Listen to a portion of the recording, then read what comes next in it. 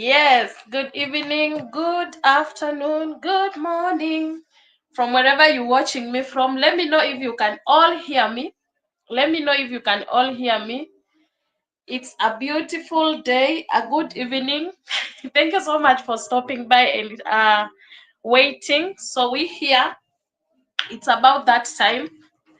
It's a beautiful, beautiful day that the Lord has made for us to rejoice and be glad in it. So I am here. I am blessed to see you all. Thank you so much, guys, for stopping by. Thank you for coming and fighting for your crowns. You people are a mess. Thank you so much for 7 million in the building. So I'm waiting for our guests. Our guests was here before on the background, but it's me who has delayed because I was trying to sort out. So welcome, Goga. I can see you, Anastasia, River Girl. Oh my God, you people were fighting for the crowns. Belinda Melvin, thank you, Jirani. I've seen Mary's health. I think so. Where is she? Hi, Mary's health. Good morning. Belinda is saying hi to you. So welcome, fans. Welcome, fam. Welcome, welcome. Marys, you just came in and you got number 2. How? Goga no longer have a number. Anastasia, where are you? Let me see your number. So I'm waiting for our guest. I'm waiting for our guest. Thank you so much for stopping by. I do appreciate you. And I'm so humbled. Keep fighting for your crowns.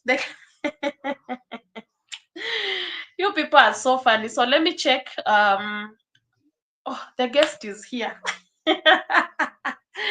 Yeah, so guys, I'm going to welcome our guests on stage. I'm going to welcome our guest on stage, and thank you so much everyone for stopping by.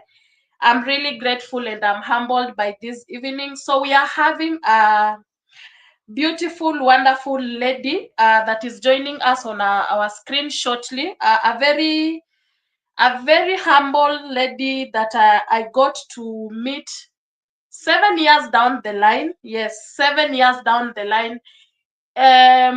By July we will be hitting 7 good years because we met July 2018 and up to this far it has been God and God has been faithful. So is a lady that I respect so much. Is a lady that we met like strangers. We met in a work setup. So we met like strangers with the lady. She became a friend, a colleague, and then now she became my manager. And then now we set aside the manager side and she became a sister and she became a very, very close friend of mine. And she's part of my family. So she's a lady that I respect so much. So shortly she's going to join us on stage, and I'm so humbled, guys, for you to join in and just have a conversation. It is a conversation that we need your engagement because it is just an engagement conversation between me, you, and her. So feel free to be part of the conversation. Feel free to be part of the conversation. Feel free to be part of the conversation, guys. I don't know why this is not. I want this to run on the screen. Okay. Oh my God. Why two? Oh, I clicked the other one. So yeah, there we go. So allow me to welcome this amazing, beautiful lady on our screen, because I don't want to spoil the things. I don't want to spoil the introduction part. I'll let her come in and then I'll give her the platform to introduce herself. So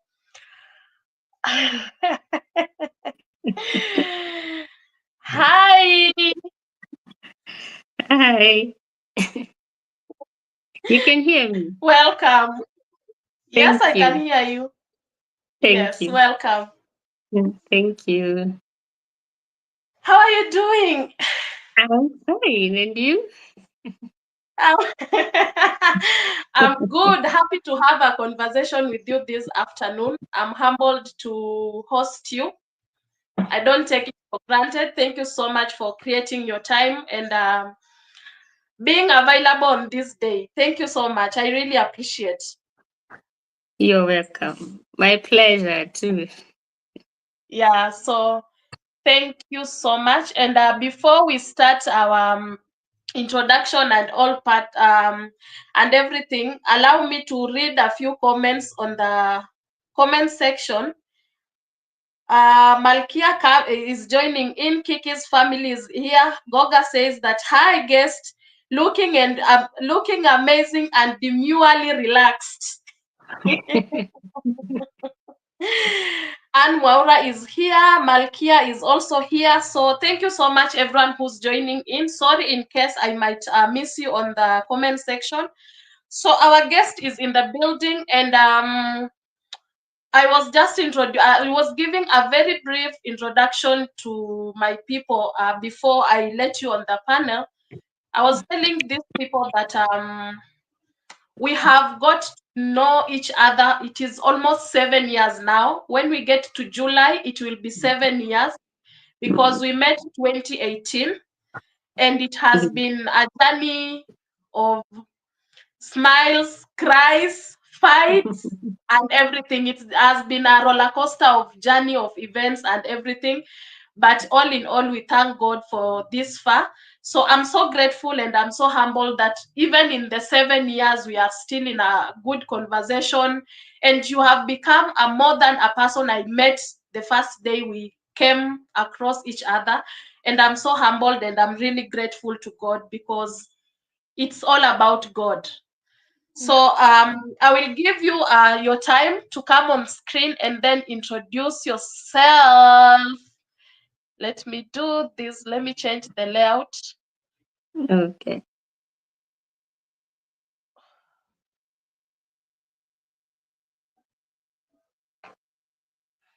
Welcome, Beth.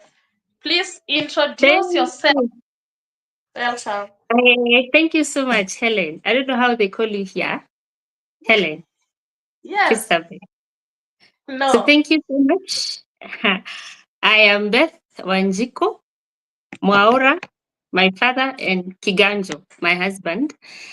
I am born again Christian. I love the Lord Jesus Christ as my Lord and Savior.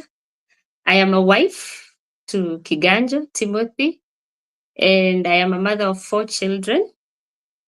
Uh, by the grace of God, I thank Him for the children. I am a clinical officer by profession, and I've also done a higher diploma in mental health and psychiatry. But at the moment, I am a stay at home mom. Yes, and enjoying it and thanking God for it. Put something on that last statement. A willing stay at home mom. Yes, willing and loving it. Yes, she is a willing stay at home mom. So take note on that, guys. Take note on that, and we'll come to that because why stay at home mom, and she's happy with that and she's willing with that because it is a conversation that we'll be having in between there. So Yeah, before we start this conversation, because today we are trying to unveil the unspoken truths between mothers and especially our mental health. And it is just a conversation that we would really want to hear because we are mothers and we have mothers in the platform. And it is not only about motherhood because we also yeah, have fathers. And we also need to get to understand partly part of their side yeah, about this journey. So I will put, I have a disclaimer here that the views and opinions expressed in this interview are those of the guest who is a clinical officer and are intended for general information and educational purposes only. This content does not constitute medical advice, diagnosis, or treatment. Viewers are encouraged to consult with a qualified healthcare provider for personalized medical guidance.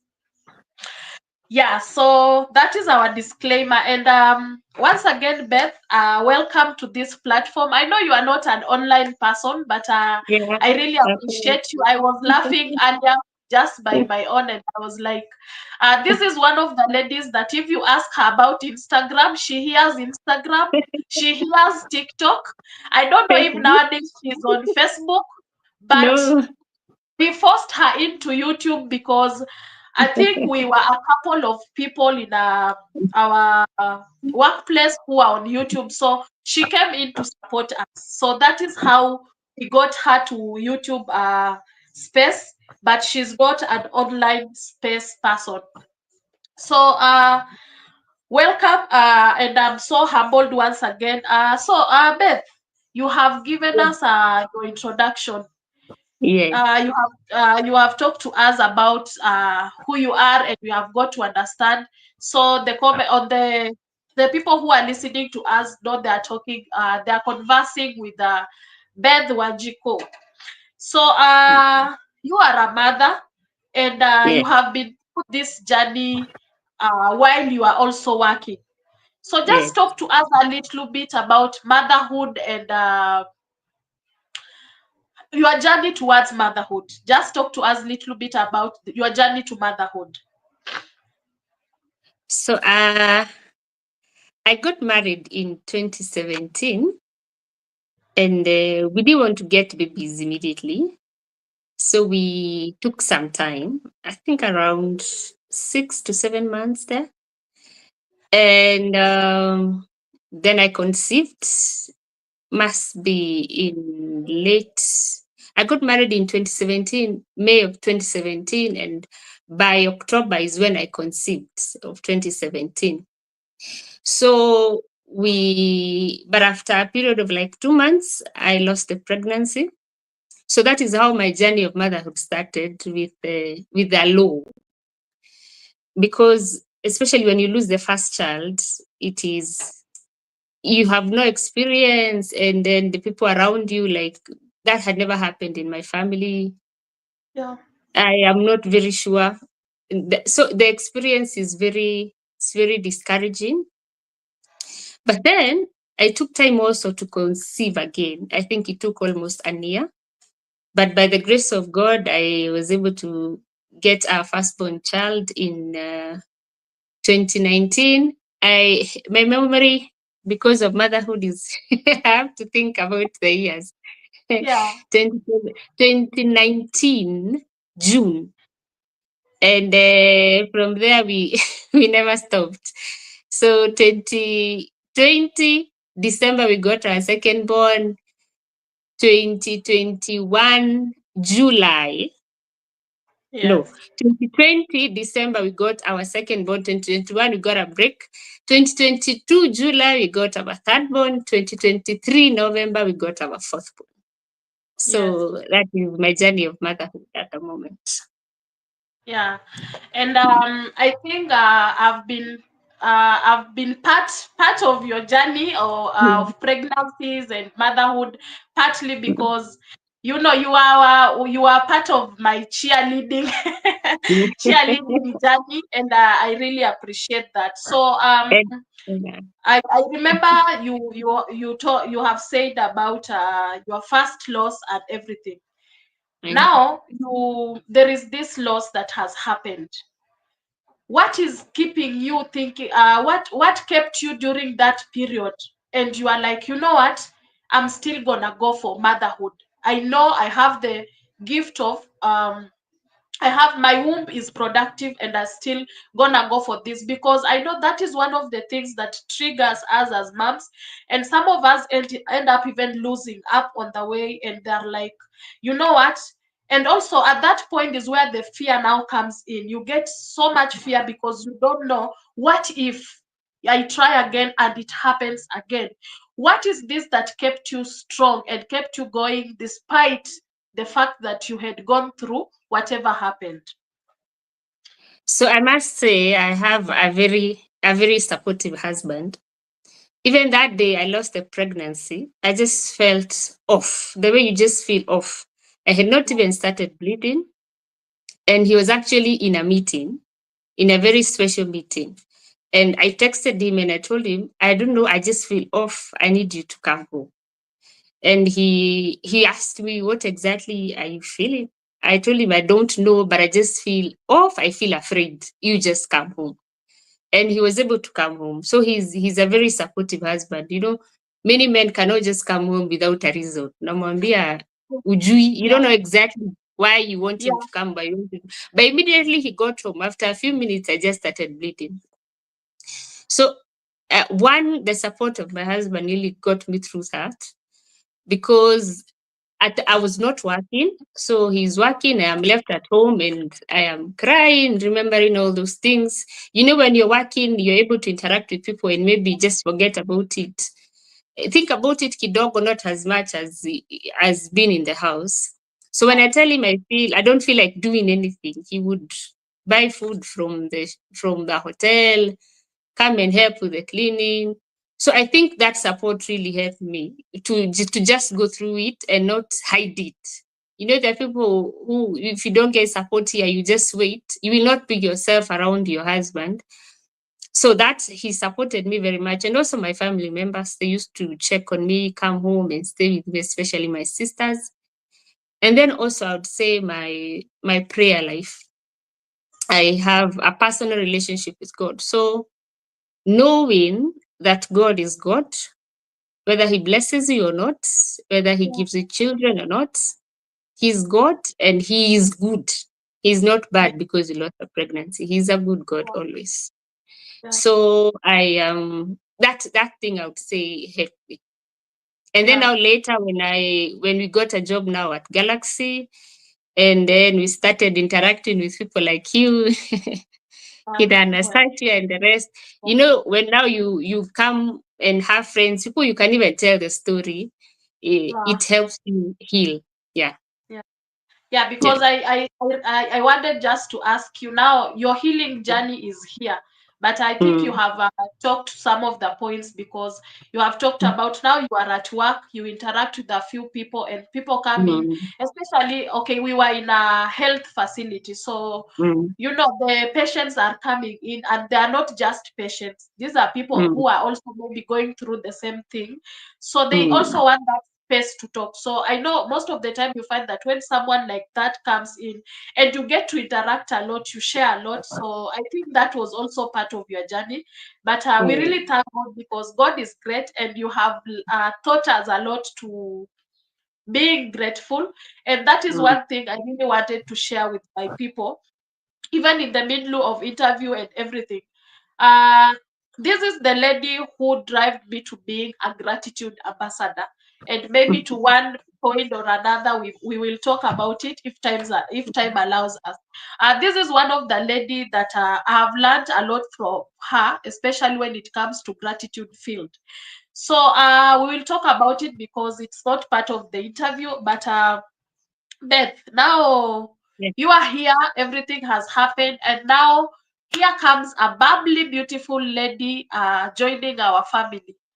How was Yes. it? How was it, the feeling and everything? It felt like my tears had been washed. And you know the Bible calls it reproach. Reproach, I don't know how to put it in local. It says that, you know, watu wa kukusimanga, now they have nothing to say. Those who are talking ill of you, those who are asking whether now is she barren now, because I told you after losing the pregnancy and conceiving again, it took almost a year. And it's not like I was on any family planning. It just was not happening. So those people who are wondering whether you're still okay, whether you're barren now, they have nothing to say. Yeah, So God, you know, the way the Bible says that God lifts our heads, He literally does that. That when you're when you're in that state, when you're waiting for a child, and you meet especially with mothers, with aunties, like you unainama so that they don't recognize you. But then after yeah, that, after receiving the miracle now, you're able to face people. He lifts your head. You're able to face people head on without feeling the fear. So for me, I felt like my tears had been washed away, yeah. and I got healing. I am completely healed. Amen.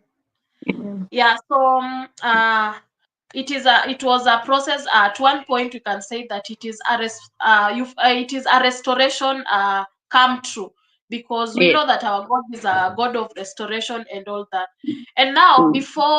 before now, you are not just a clinical officer, but you have specialized in the field of Mental health. sorry, short. Mental health. Psychiatry.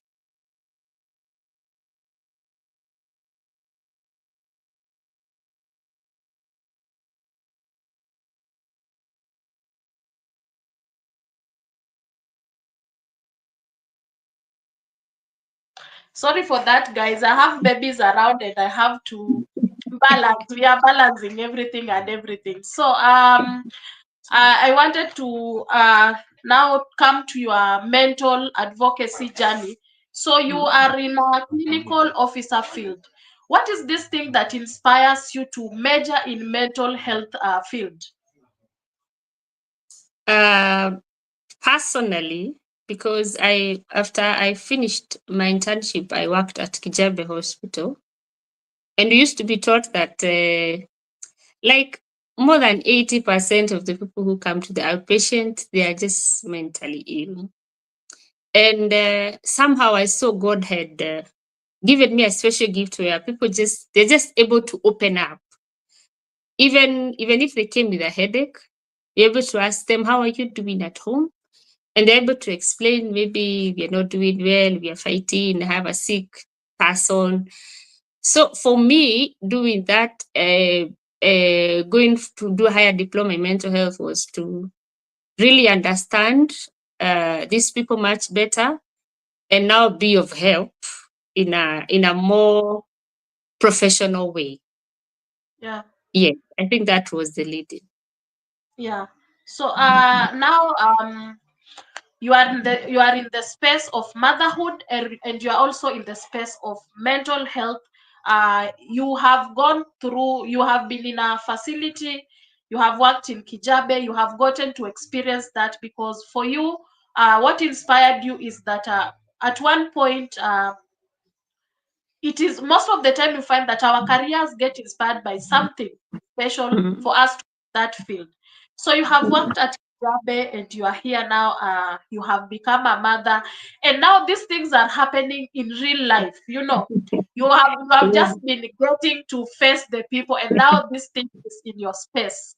You get your firstborn is here.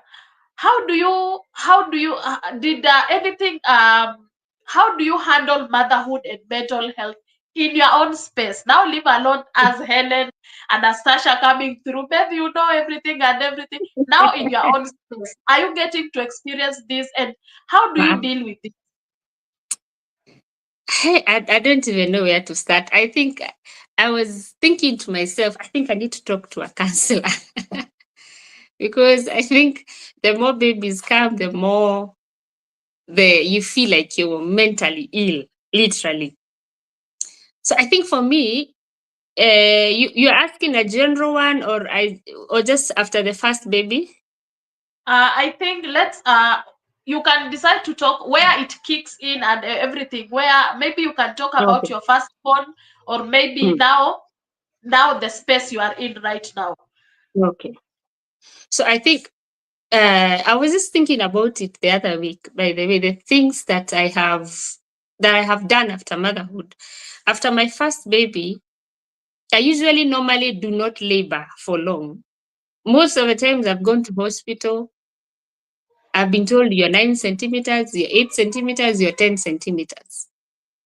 So the first baby, I was not even feeling pain. I had I was telling my husband, I think I've had a stomach upset the whole night. Let's just go to hospital. I get checked. I get to hospital, I am 9 centimeters.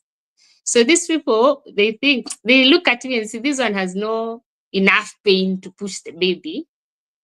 Sasa naeko ile maji ya uchungu. And it was crazy for me. I was in so much pain. Then they gave me in medicine, we call it a generous episiotomy. I was cut a big one. And the baby was still not coming out. And I remember the nurse they were trying to reach now the gyna so that they can take me to theater. And the nurse almost like pressed my stomach. She's the one who pushed the baby out because my strength was gone. And you see now, the whole journey, it has been very smooth. Even during Yeah. labor, it was not as crazy. And then the last minute is Yeah. when the hell breaks loose. I remember I woke up from that bed and I just fainted. I got out of the labor ward using a wheelchair, and it was I got so afraid of becoming a mother. I don't know how I forgot those things after that. They put a line on my hand, and then they didn't check. I also didn't check. Kumbe, it has tissue. My right hand was swollen. I am a right-handed person, so I could not even hold the baby. So the first 2 3 weeks they were very crazy for me. We did not have a house girl. So it's just me and my husband. And at night, my sister used to come during the day. So the nights they were crazy for me. But I thank God we were able to pull through. So I think I don't know how we forget those things, and we want more babies. So, but I didn't know. I just when I got my second, from the time I got my firstborn to my last one, I have never used family planning in between. So I actually didn't realize I had conceived my second born. I think my firstborn was around 7 months or 8 months. So having now you're expecting, you're having a young baby, it was overwhelming for me. But it is this that feeling that you can't even tell anybody, you can't explain to anybody. It was overwhelming. And then after we got our second baby, after like a week, I felt there's something wrong with my stomach. I went to the hospital. I was told when you are pushing the baby, the bladder was tampered with. So you're having a bladder prolapse and you're supposed to have surgery in 6 weeks. So you see, you have it. My firstborn is 1.5 years. This one is small, and then now you've been told you're going to go through surgery. It has been a roller coaster for me. I thank God He healed me. I didn't go through the surgery. But thinking about it, when we got our third born, we had house girl issues. And I remember there was a time I went to the supermarket, that car shopping, car plastic thing, the basket they give you. Yeah. And after I paid, I left with it. And I saw I saw guards running after me. And I had hanged it on my shoulder like a handbag. Na shopping nimeshika na mkono. They're running after me. That what is wrong? Kwa nini unaiba? What I had not even realized I have that thing on me. So I'm sorry. I am a mother, and I am I am very confused. So when we got our fourth born, after a few months we moved. But we changed house. We moved now to another place. The moment I went to that old flat we used to live, there I can't even count them. Luckily, my sister is the one who moved into that house. So when my former neighbors used to see me, hey, umekuja tena, this time, najua sister yangu wako hapa. Actually, I would realize when a person asks me, hiya, you've come to visit us. And I read, hiya, this is not my home now anymore. So, it's been interesting. I dropped my firstborn, I dropped her to school, and then my second one and third one, I used to drop them at the daycare. So when I come to pick them to take them to the daycare, I take them to the school of my firstborn. When I'm inside there, the dad is asking me, kuna kitu ulisahau kuletea mtoto? I'm in the wrong Yeah. school. So I think for me, that is even why I resigned, because I felt a feeling of being overwhelmed, because for a period of like 5 6 years you're either pregnant or breastfeeding. There's no Yeah. break. And you know where we used to work, you cannot add annual maternity leave is maternity leave and no annual leave. And I'm actually very grateful for the directors of Galaxy Medicare Consultants, because you're getting a baby almost every year and they're allowing you to go for maternity leave, and it's not like it's a big company. I am forever grateful to them. So I Yeah. took the break because I felt I could drive from home to work. And honestly, in between, I don't know how. Sijui nimefika aje kazini. I am on this lane, then I find myself on this other lane. I felt my head just needed a break, and I took it, and I love it. Yeah. um eh, well, it is tough, but I know mothers. It is funny when it becomes funny when you are also in the same space because you Yeah, can relate so many things. Because when you yeah. are just talking, I'm relating so much, and so much is going on in my head right now. And I have seen so many stories on Facebook, so many people talking about and I won't mention or I won't say who and who. Maybe it is me, maybe it's not me, because I know of someone who it is clinic day and you left the baby at home, you have carried all the clinic things, and now when you meet someone on the road, someone is asking you, "Where are you going?" And you're, "I'm going to the clinic." "And where is the baby?" And you remember, "Oh, okay." Yeah, so those are things we sincerely relate as mothers, and sometimes it is tough, and we need that space of people to just come in and be there for us. Now, Yes. I would just ask you on that thing. What is that one thing you would wish people would understand about mental health with motherhood? Just one thing that maybe you would wish people to understand in motherhood journey. I wish they would understand that you are trying. You're trying. You're not just sitting there doing nothing. You're trying. Like I will give an example of my second born. She's had issues. She's had delayed milestones. So Yeah, she has a bit of autism. By the grace of God, she's getting through it. She developed speech at 4 years. So, in fact, her and our third born, they're in the same class. They're in the baby class.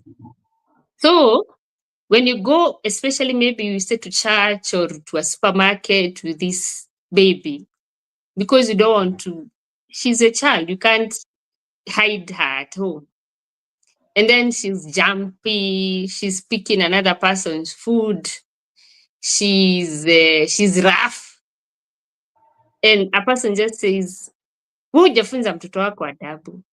Huyu mtoto wako huwa anatulia kwa nyumba. So I wish they would just understand that I am actually trying. I'm taking my baby to therapy. I don't want to hide my baby, and my baby has improved actually. She's not where she was. yeah, And so for me, I would just say that I wish they would know that mothers are trying. They're not, I know they are lazy mothers. They are there, especially nowadays, yeah. but we are trying. So talking about trying and people understanding that we are in this space of trying. Mm, Our society has expectations when it comes to mothers, and these expectations are of being a perfect mom. There is this mm. thing of perfect motherhood. How does this thing of perfect motherhood contribute to mental health? The fact that now it is not you, it is now the society. The whole society wants to see a perfect mom in bed. I think actually what they need to see is perfect children. And because now, as a mother, I cannot jump around those things. But I think they need to see perfect children. Children, they are very different. You have three, they are all different from they are so different. So this one, they will actually say, my firstborn is very calm. She's very peaceful. Yeah, My second born and that one, they will fight like all the time. Like they will fight everywhere. In fact, I took them to school, and the first week the teacher had told me, these ones they fight. They fight even at home because they are fighting even in school. So they will fight even in church, just everywhere. And I don't know why people expect to see perfect children and then now relate that to you being a good mother or being a bad mother. So for me, I think that is what I have seen. Because if you see children who are well behaved, they will be related to very good parents. And well behaved, I don't mean children who abuse people. You know, the children who are like that. They abuse grown-ups. They have no respect for grown-ups. But these ones, they're just in their own world. Like I have told you now, my second born, who is a bit autistic, she will just do her own things. She's in her own world. You will see her just lying on the floor. We're in church, but we're in the mother's room.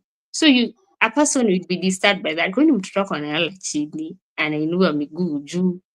You also don't like it. So when that question, especially it is asked, it makes you feel. Many times I have gone to places and a person, especially I feel like my second one is like my heartbeat, because now she's the one who has had issues growing up. So if you comment something, it's like you're touching my heart, and I will comment back because I'm the one to defend her. She cannot defend herself. So I think the society should also stop expecting perfect children. You know, growing up, my parents, they say they never used to see kids like now my daughter. But then maybe it's because they used to be left out. Us used to go outside, you go and play, come eat lunch, go and play, come in the evening. Us who are living in town, you cannot release your children. Where I live, where I have lived, my children have never even gotten inside the house of the neighbor, because now we are living in a very dangerous society. You cannot trust anybody, and then people are busy. It is not like the way you used to live. So these children have problems interacting, especially now if they are brought up with those issues, it becomes even worse, especially now those ones who are brought up in town. So I'd wish society would stop expecting perfect children. The children are different. If they are not abusing you, if they are not fighting you, please just let them be. And don't rate that to the mother, to the parent, especially the mother being a bad mother or the father being a bad parent because a child has misbehaved. Yeah. Uh-huh. Mm, so most of the time you find that the society pushes mothers to the wall. And that is where now the health or the mental issues comes in so bad.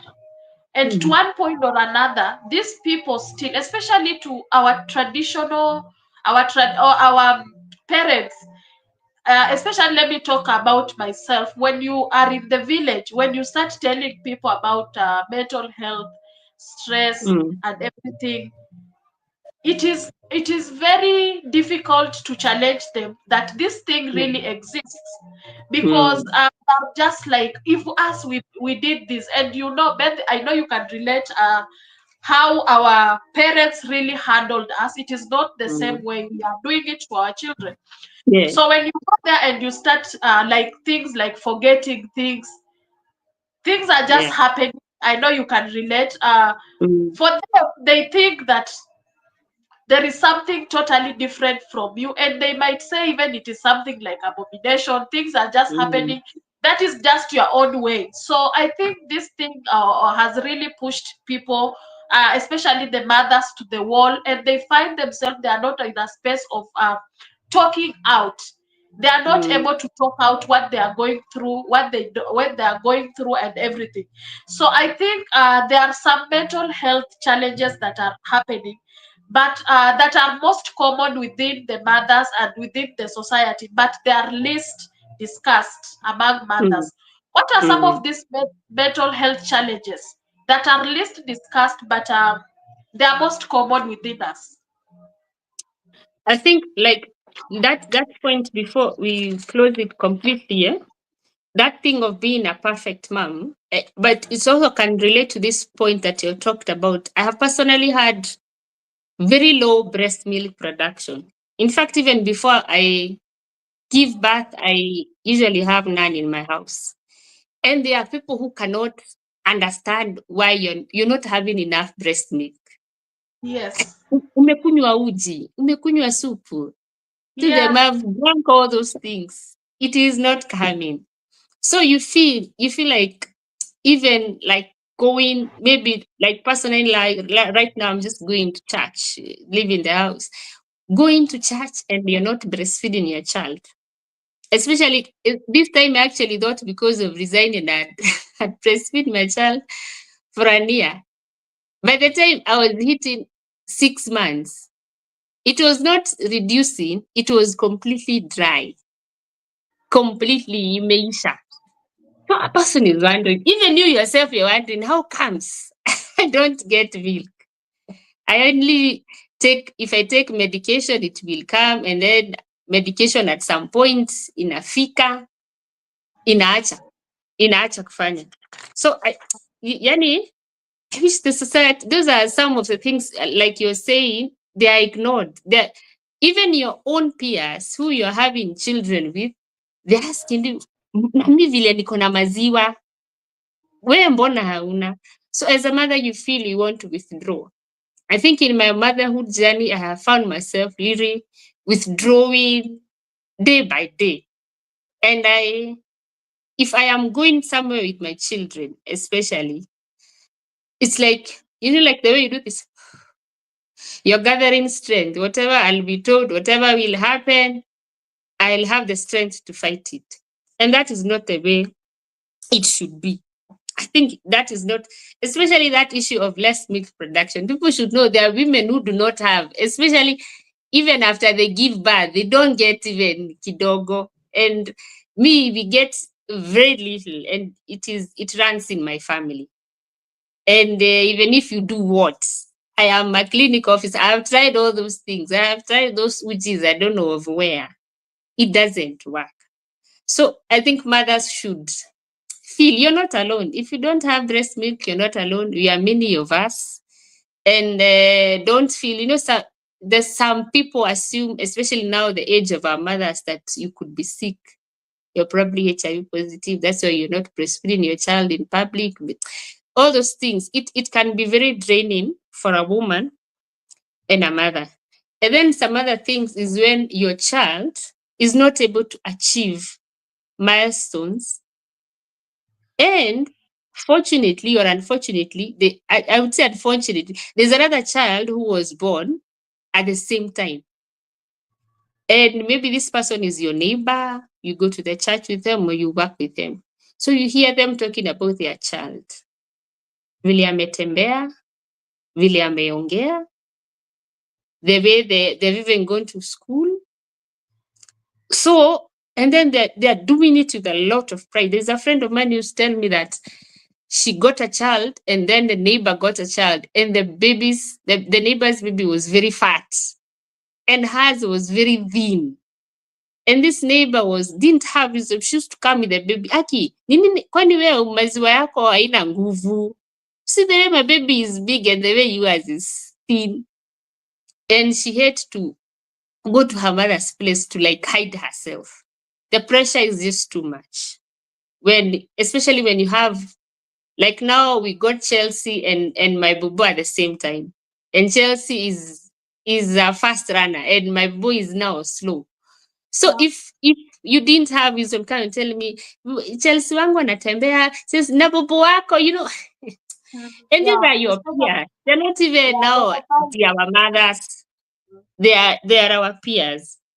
So, and something else people don't talk about too much, I'd say, is like personally my journey when you conceive and then this other baby is so young.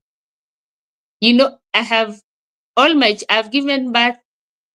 Yani, when I get a firstborn, the second born, the firstborn is 1.5. The thirdborn, the second born is 1.5 or even less. I think when I got my fourthborn, my thirdborn was 1 year, 4 months. And people are not understanding. Kwani huyu mtoto mwingine ni mdogo. Why are you getting pregnant again? So first of all, bring up this one. And for women, it's just so many things are going through your head. Your age, probably your productive years, your career. In my career, I've seen women who have gotten 2 children. It's like every woman has their own productive years. It might be 5, it might be 10, it might be up to menopause, but that really made me fear. And I said, when I when I start conceiving, I will not use family planning until I get 4 children. So, but I didn't know, honestly, I didn't know it would be that back to back. I thought it would be, I would conceive after this one gets to 2 years, I conceive again. But it was, even me, I got shocked. I remember there was a time I think when I conceived my third born, when I checked and I realized I was pregnant, I was so shocked. I was not even able to tell my husband. I put that car thing at the window, that that car strip at the window of the bathroom. And I forgot that my supportive husband also cleans the bathroom, and he does a good job. He cleans even the window. So he saw it and he was cleaning. Yeah, yeah, you're pregnant. I got shocked. I thought I would tell him after 3 months. So people don't realize, even you are shocked. You wanted it, but it's like you didn't want it to. I didn't want it that soon. So don't make it worse. If you see me, I am carrying a small child and I am expectant, don't make it. I'm already feeling overwhelmed. Yeah. Please just encourage me. Don't make me feel worse. Don't make me feel. There's a man who asked me, are you married? I told him, na kwa nini unahemesha huyo mwanaume hivyo, But unafuatanisha watoto uone unamtesa. So please don't make mothers feel worse, because there are also others who are looking for babies and they don't have. So if the Lord has made you fertile and then you don't know the years, because I've also seen it even with my siblings who want other children, but somehow they just stopped becoming fertile. They can't even explain it. So personally, I feared that, and I said I will not use anything in between. So I'd say some other thing is lack of support from the spouse and the family.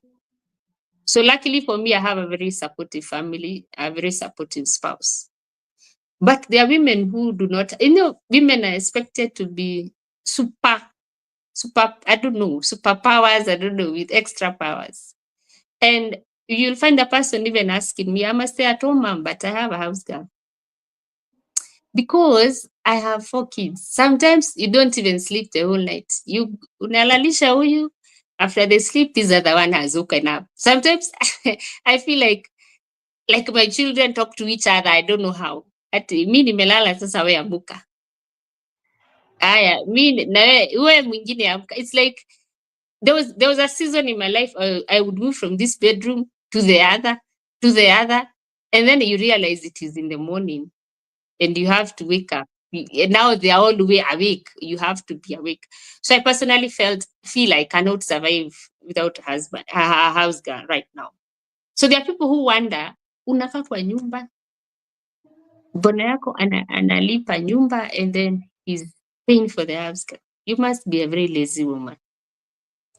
So you can't explain to them because you're also not answerable to them. So I think I wish mothers would, first of all, accept help. Don't feel guilty that you need help. We actually need a lot of help. Personally, at this point, I feel like I need to go for a vacation alone for like a week and switch off my phone and just, I love my children, love my family, but just stay away from them because it can be very overwhelming. And the fact that some of us, like myself, I have no social life. So but I talk to my sister Emily a lot. So if I don't talk to her, and my husband will wake up at 5, go to work, probably come late, you're not having conversations in like a week. You're not having real conversations with people. It can be very bad. Just mothers should look for friends, look for a person to talk to, look for a sister, look for a friend, a person who can relate. We belittle that. We might think that it is just talking, it is just gossip, it is just, but it helps relieve the pressure. So the other things that really disturb a woman, and me and you, we've gone through that, Helen, it is when you go back to work after 3 months. 3 months feels like you have left a 3-day-old baby at home. You're wondering how. how do I leave this child? It is very, you need the money, you need the job, but you feel like I think that is where, first of all, guilt mom now kicks in very hard. Mom guilt.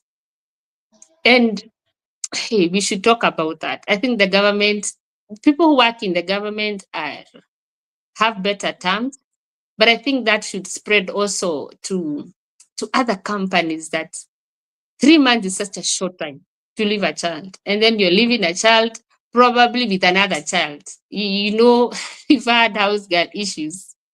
Yeah. Ish- Especially me, they ask you, kana watoto wangapi? And then they will not pick up again. Wako na miaka ngapi? And thank God for the one I have right now. We're almost doing 3 years with her. I really Yeah. thank God for her. So, those house girl issues. And then when you're trying to potty training, I don't know how you do it. Hey, that is something I felt like I can even pay a trainer to come and potty train my children. So luckily we've been able to do that to my second born and my third born. But I don't know whether you've seen that children regress sometimes. Mm. Anaishika and then anarudi nyuma. So my Yes. second born, who is a bit autistic, is she can susu kwa poti very well. And she's a very fast learner. She used to poo poo kwa poti. But I think, I don't know, she used to just wake up and look at it and wonder, what is this? So she has refused potty Wow. completely. So Yeah. you're going with her, you're going with a 4-year-old out in a diaper. There are people who cannot understand that. Mtoto wa miaka 4 hajajua potty. So as a Yes. mother, you feel you also sometimes feel ashamed. You want to know, how do I start discussing that children are not the same? Even if you say, utasikia mtu anasema, "Ai, lakini miaka 4 ni mingi, anafaa ajue."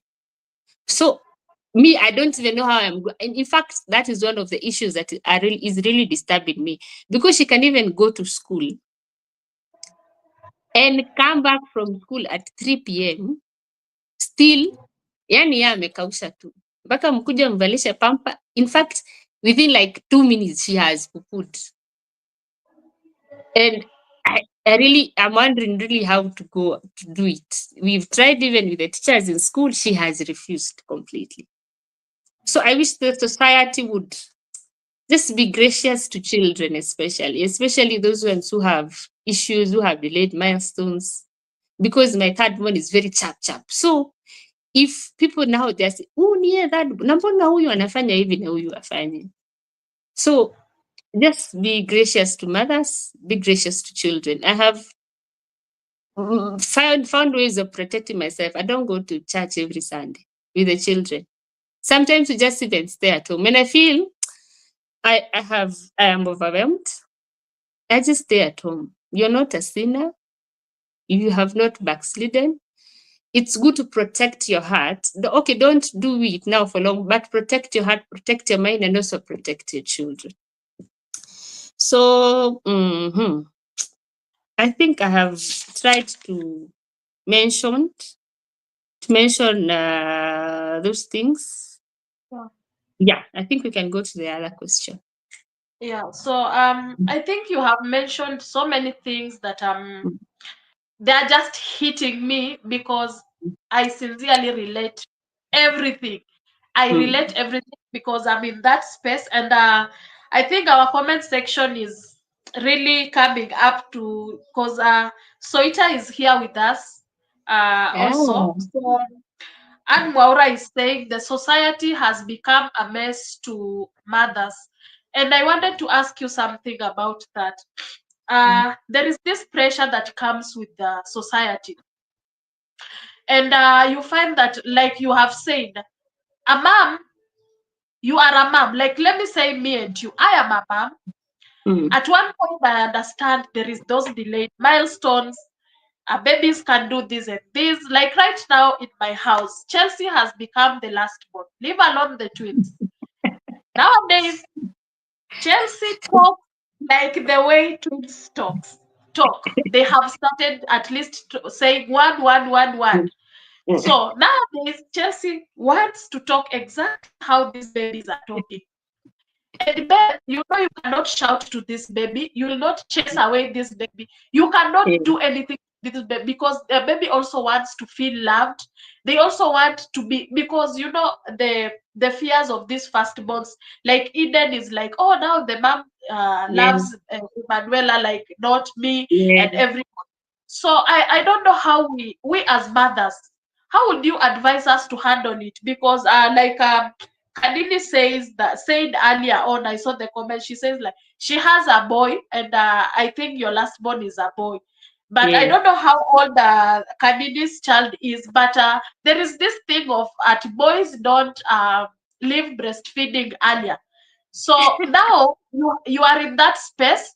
You are a mom who doesn't get enough milk supply. yeah. The boy is here. How are you handling this? You know, my boy is actually even sucking his thumb. I have tried even to apply flagyl. You know that tablet that is very tasteless, has a very bad taste. And I feel I look at him, I feel, you know, that mom guilt. I am the one who made him do that because he stopped breastfeeding so early. And I actually tried all I could. There was no milk. I even resigned for him. There was no milk. I tried relaxing my mind. I took fenugreek. I don't know whether you've taken fenugreek. It's very bitter.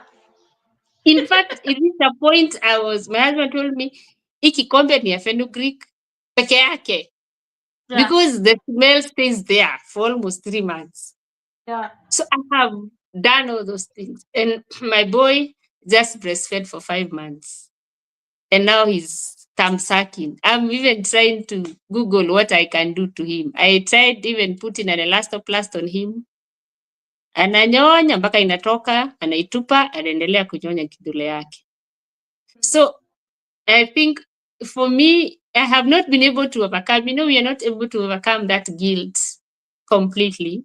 So when people ask you, kwa nini ananyonya kidole? Unajua mtoto, like my grandmother, our grandmothers are now worse. They are rough. She told me, no, let me try and translate it.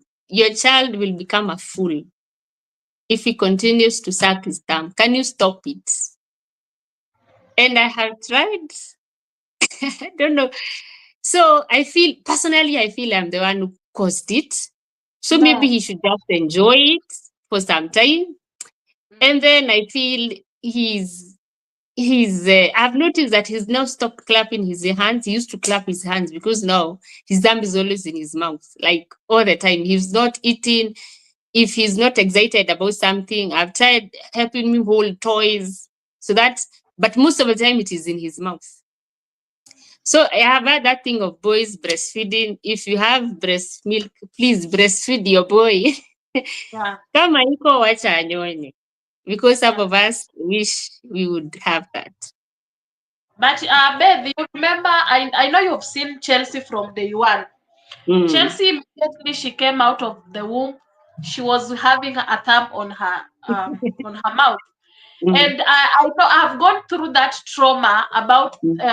the thumb. I've been told all sorts of things. I've been told, your baby will not speak. You know those things that Yeah, mothers are being told about I'm everything. going through them right now. Yes. So Mm. I went through all that with sucking, and you remember I had a lot of milk, and Yes, Chelsea breastfed for 2 good years, yes. non-stop, 2 good years. So I Mm. really don't think it is all about milk and everything and all that. Um, because Thank you. let me tell you, and let me assure you one thing: Yeah. he will automatically stop. Mm. Chelsea, even when he went to baby class, He was still with the fingers on, with a finger on whatever on the mouth. Mm, But let mm, me tell you, nowadays, when Chelsea is sad, is when you will mm, find that thumb on her mouth. Because I think mm. babies overthink and they Yeah. get somehow stressed, and that is why they need people to be there for them. So that is Mm, the only thing that makes her put her finger again in the mm, mouth. But mm, stopped it slowly. I've never beaten her. I've never done anything because it got to a point, and I remember even I called my mom and I asked Mom, did I suck my finger? And my mom told me, yes, you suck your finger. And I was like, okay, So I'm doing nothing again. And I asked her, what did you do for me to stop? And she mm, told me, no, I did nothing, but with the time you just started stopping in the step. And I've seen that happen to Chelsea. And mm, I think those are some of the things people need to understand, especially we mothers, because I've mm, seen a mother and a mother just causing chaos in someone else's life, like mm, you had discussed earlier. You know mm, very well there is this that is happening, and you have the audacity of just telling the other mom, you know what, your baby is delaying. You have to mm. do this and this and this. Sometimes you are even told you are giving your babies too many eggs. That is why they are not.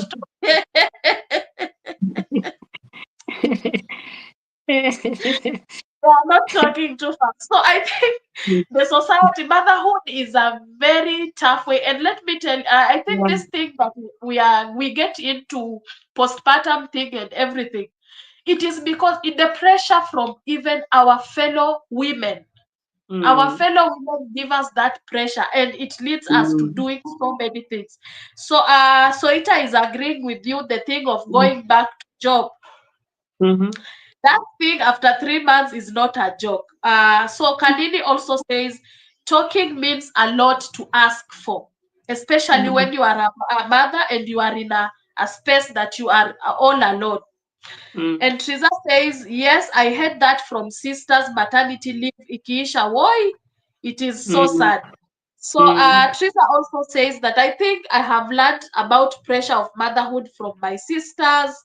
And Mwaura says that society is a mess at times, and they have some opinions. Belinda says motherhood has no formula. Soita says I don't even remember the last time I went. I went to church. So it's okay, Ben. It's okay, Soita. It's okay. Guard your Right. heart. Benita has Mm, given us a verse from Proverbs chapter 4, verse 23.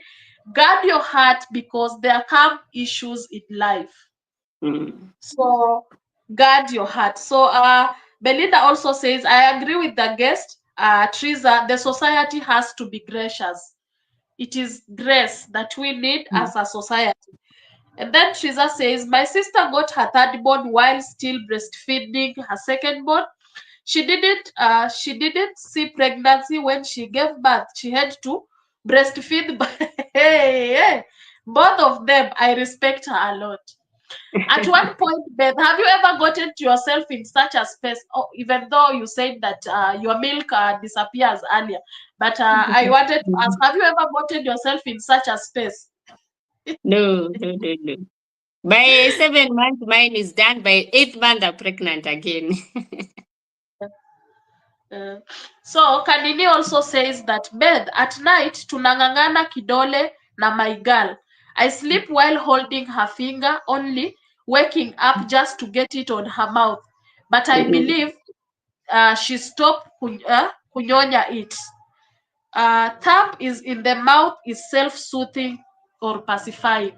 So people are mm, just agreeing with some of the things because I've said, like Kanini, I've said, with the problem with thumb sucking and all that. My firstborn had the same problem. She's now 4 years, but she's like right now, I cannot remember how many times I've seen her in a month sucking the thumb.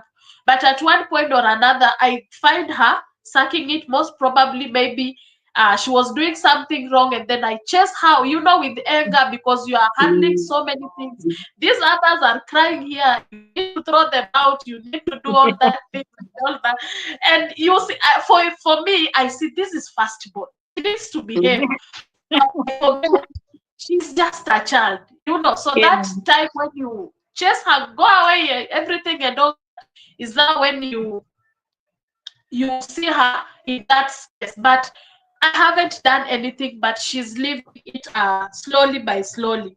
So Mm. Mary's Health Kitchen is here, says we learned that when babies are stressed, they will put the thumb in the mouth. Yes, and I can Mm. attest to that. Then someone told me about the eggs yesterday. Aki Mary, stop. This is okay. Okay. It is sometimes it's okay. It's okay. It's okay to be you. Yesterday I was talking to Mary's Health Kitchen, and I told her someone has told me that my twins are delaying to speak because you are giving them a lot of eggs. So I was like, Mary's is like a mom to me, so I call her Mama Mary.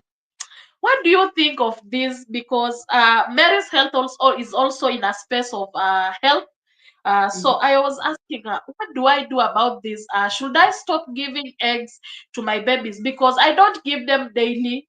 It is part Mm. of our breakfast. So I don't give them daily, but that time I get them, we eat. So someone was like, your babies, have your babies started talking?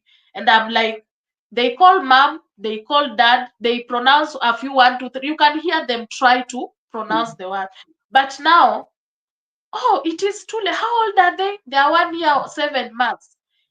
It is too late. They need to be telling you, I want to do this, I want to do this. And I'm like, that phone conversation when you now pause.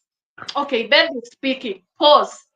So I Mm. just paused and I had to listen. And and then she starts asking, do you give them eggs? Do you do this and this? Do you do this and this? And I'm like, yeah, we eat eggs. Of course, it's part of breakfast. So no, stop giving your babies eggs. The things, the pressures that people are putting into us.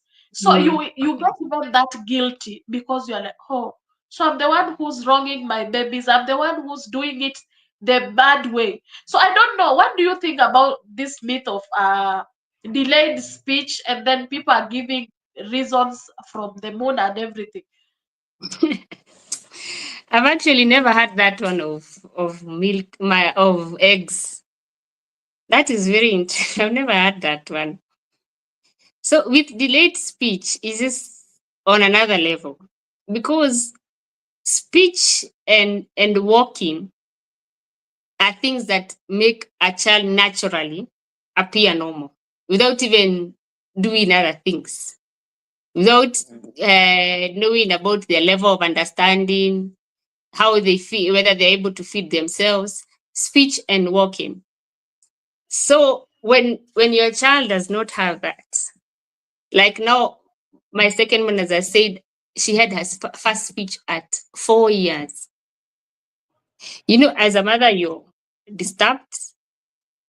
I remember at 2 years, I noticed, I told my mom, I think my daughter is not okay.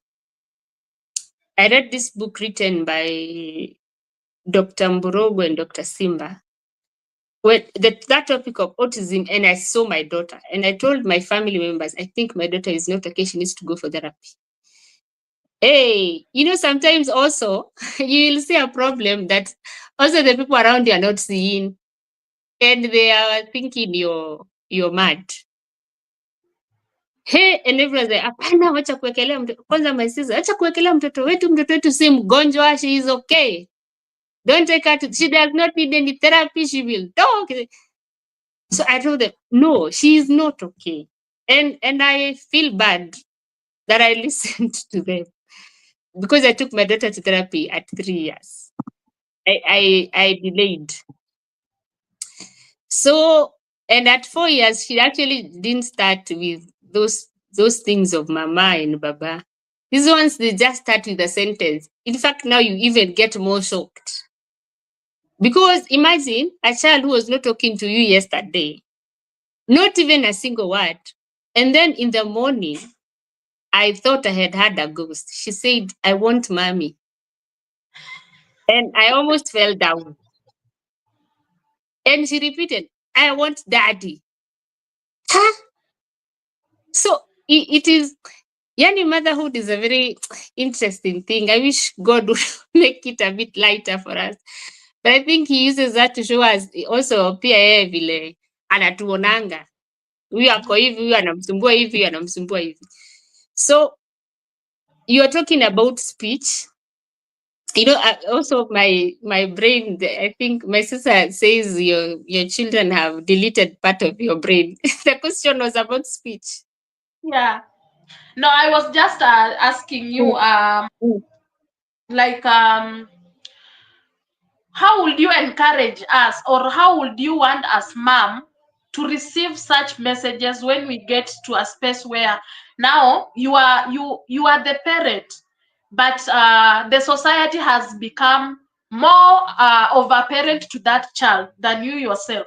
So they're like, don't do this and this, don't do this and this, don't do this and this, do this, that I part. think I think it will depend with the source who is giving you that information. Yeah, If it is like me, a mother who has gone through that, yeah, you know Chelsea and Bobo, they are COVID babies. yeah. And now for us who live in town, it was worse because now Bobo used to just stay inside the house.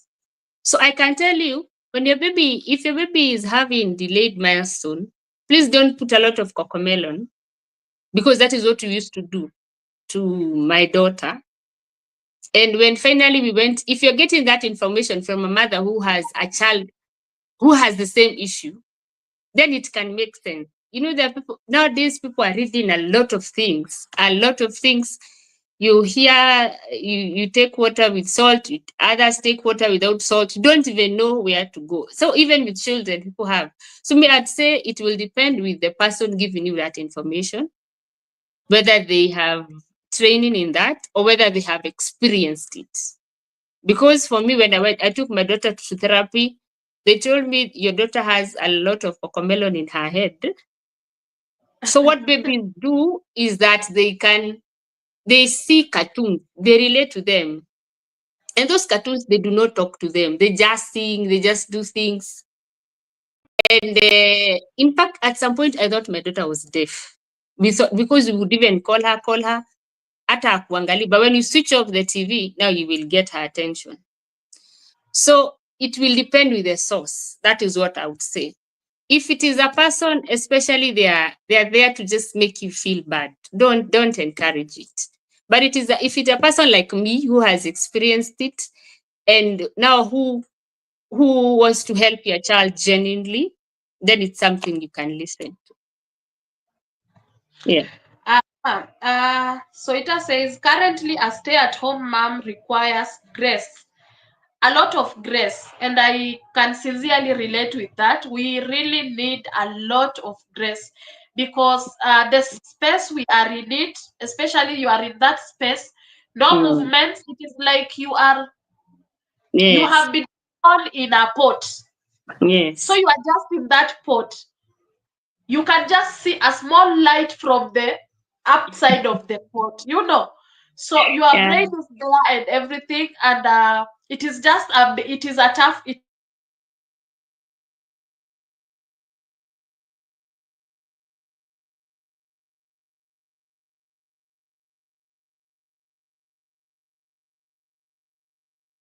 We are losing you.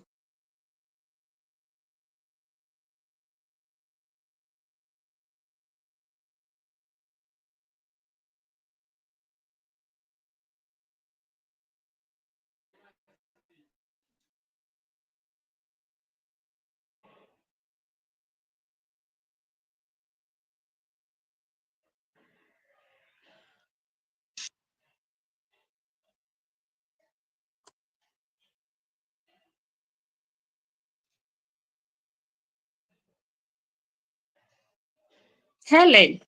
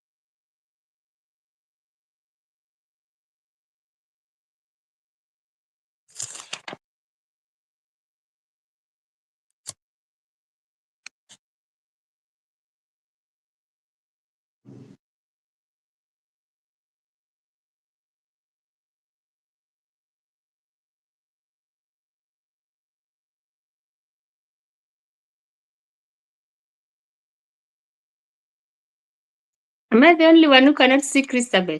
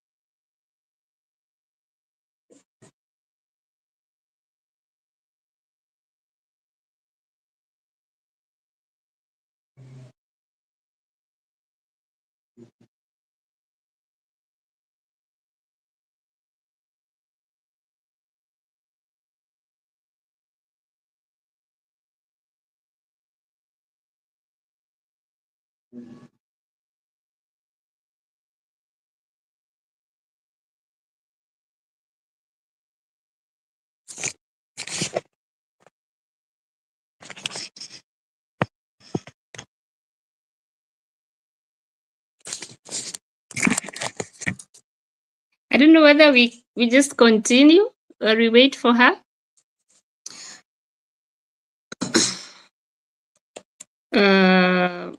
I think she had asked me a few questions before. I can be answering some of them. Coping with emotional changes that comes with motherhood was one of them. I'd say crying. As a mother, I found myself crying a lot alone, and I think it helps because sometimes the baby is not sick, the diaper is okay, they have no fever, they have fed, but they will just not sleep. They will cry. You cry with them. It helps you also at some point because it can be very overwhelming, especially at night. You're sleepy, you're tired. This one you can. She is okay. The diaper is okay. No fever, nothing. But they can't. They don't want to sleep. And if you make them sleep, they will just cry. And they will not stop crying. So cry also, and then look for support from family, from friends, from neighbors. I think for me, especially when the baby is young, I even tell my husband, all I need, I don't even need money, I don't even need gifts. Is you tell me I am taking care of the children, when do kalale. I am taking care of the children, you go to town. Yeah, I live in Thika. In Thika, I can drive from home, go to Makongeni, just do nothing and come back. Or just walk to town, Sokoya Jioni, look for things. You're not even buying anything, but you have just gone round and your brain somehow it has released the pressure of just being around with the children. And prayer also helps a lot. Prayer helps a lot, and reading the word of God. There are verses in the Bible that just they just hit home. And I think one of them I can mention is Isaiah 26 verse 3. The Bible says that you will keep him in perfect peace, whose mind is stayed on you because he trusts in you. So you tell God, I trust in you. And you say in your word that those who trust in you will keep them in perfect peace. So reading the Bible and staying in prayer. And then also talking to other mothers. We have a support group of ladies. We call ourselves ladies of power. And there we just talk it out, talk about life, talk about marriages, talk about motherhood without feeling ashamed, without filtering. So if we can get ourselves such groups where there's support, there's a mother talking to another mother. This also happened to me. This is happening to me. There are children who are worse. There are children who are still being fed at this point. So there are children who they cannot even at 5 years, they're not able to even potty train. So you encourage that at least mine is doing somehow a bit better. So join those groups. They will help you. And then entertain yourself. Although sometimes for mothers, the time of entertainment is like during the day, because I am with a boy, we do a lot of Miss Rachel, we do those things where he's able to do with his hands, repeat. And then now in the evening, the father is here, news, those things. So apparently the only time I get time maybe to watch something is from 10 p.m. or from 11 p.m. when now everybody has slept. Mothers also have this thing of, you're sleepy, you're tired, but now at least everybody has slept. The house is quiet. I can watch something.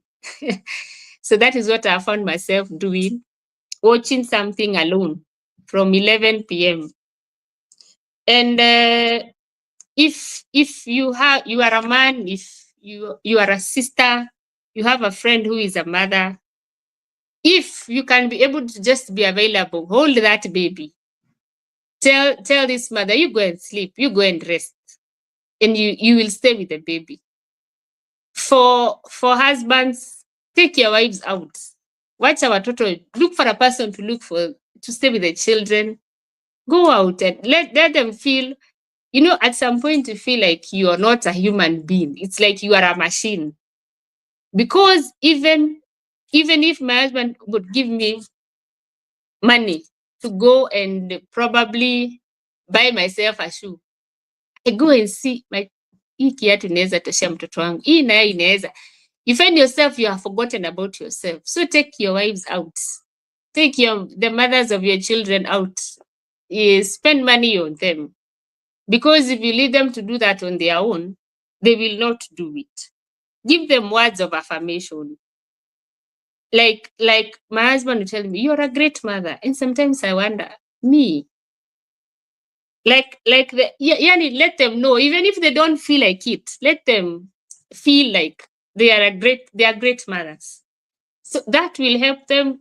It will improve their morale. It will somehow renew their strength, and it will also reduce the mom guilt, which I am personally really struggling with, I would say, even at the moment.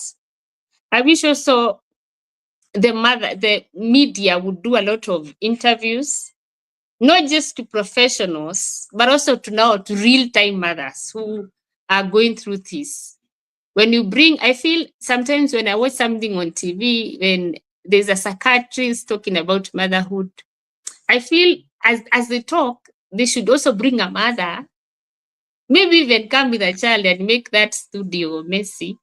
And they just understand real time from a mother that this thing is quite depressing at some point. So, Christabel, I see you are back. Can continue. Yes, I am back and you are doing good. Mm. Thank you so much. Power. The KPLC is now on my neck. Last time it lost exactly the time, and today it has done the same thing. Thank you so much for holding the space for me. I really appreciate. So we were talking about the challenges that we mothers face and how the society has been on our neck, and the impact the society has created to us, because now we get in that space where you have to listen, because if you don't listen to this one person, it is like now it is like in an infectious disease that is happening, because they'll come tell Beth, and then they'll go tell another person, they'll go tell another person, you know, I've been telling Helen to do this to the baby, she's not doing that, and I think that is why the baby is not doing this and this. You know, Helen started giving the baby food at I don't know how many months, I don't know, you know, this thing. So this thing has really been creating so much pressure on us, and it is creating, it is one of the things that is leading to many moms having postpartum depression. So these things is happening, and in your space, I remember when you were with your second one, there is a time you really wanted to stop coming to job, because you felt like there was a problem between you and the baby. And I remember the baby started even ignoring you at one point or another. And that thing really, really disturbed you. And now mom guilt has hit in. How did you handle that for mom guilt? The babies are there. You feel that you are not there in their space completely. How did you handle it? You know, for a working mom, I think, I don't know whether we have to work. Like personally, I feel like I need to go back to work. But now, work that makes you now stay away from the children. That now, like my first one and second one, they were so used to the house girl, such that I am there. Mtoto ameanguka. They will not even run to me. You're telling them, I've gone to work, goodbye. They're not even looking at you. And wondering, I am the one who went through labor, all those, through that kind of pain. And then I am working because of you. And you know, children do not know that. So that is what I realized now after I got my fourth born, that, you know, my mother was a stay at home mom. And you would get in at the door, she'll tell you, you're not okay. What has happened to you? You have not even talked. Because they have stayed with you, they have known you. It is not easy for every mother, because probably the husband cannot be as supportive. The finances are not as good. But I think that thing really pushed me. And from that time, I resigned. I think in my head, I used to resign after every baby. I'm resigning.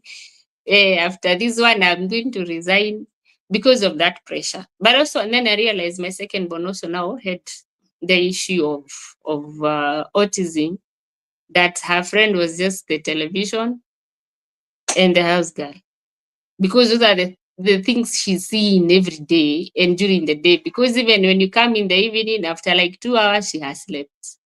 Then she has slept the whole night. By the time she's waking up, you're going to work. So I think for mothers, you feel you would rather leave and the babies cry. You go feeling bad that they are crying, rather than you are leaving the house and nobody is even looking at you. Or you're walking inside the house now from work in the evening, nobody is running to you. They just, hey, mama, umekuja, okay, okay. Nothing. They don't even recognize that. I used to sometimes tell my firstborn, where's Sukujo ni hug? Come and say hi to me. I've not been here the whole day. Why are you not saying hi to me? So you feel like it's like you're fighting something which you don't even know. Yeah. Yeah, so and it is a tough space when you find yourself, mom guilt is haunting you, because several people, and it is a tough thing, especially to those people who finish and they go to, after 3 months they go back to job. And you know, Kenyan job, sometimes the job, you get to job at 7, you are leaving job at 7.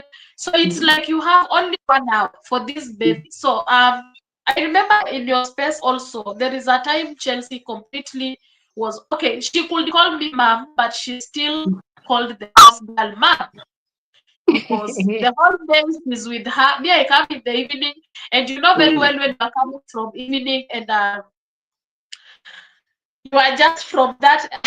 It was just that tough journey where the I don't want to mention about that thing, but the job at that moment, the human resource and everything was just tough. So the head is so heavy. You are coming home, and the only thing you start thinking, now how am I going to handle the things I went through the job at now? You are not even seeing that baby. So you are like, okay, she's calling her mom. I won't blame her because how how many hours do you spend with her?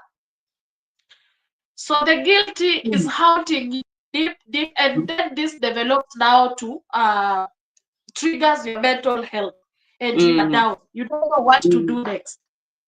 Now then, in our journey as mothers, we have emotional changes that are happening during our pregnancy and even after birth. How did you handle emotional changes in your space as a mother, and even after during your pregnancy journey, and now after the birth? How do you handle emotional changes? I think you handle it as it comes because sometimes it is very overwhelming. You know, one thing, before you become a mother, you are sleeping the whole night. Nobody is interrupting your sleep.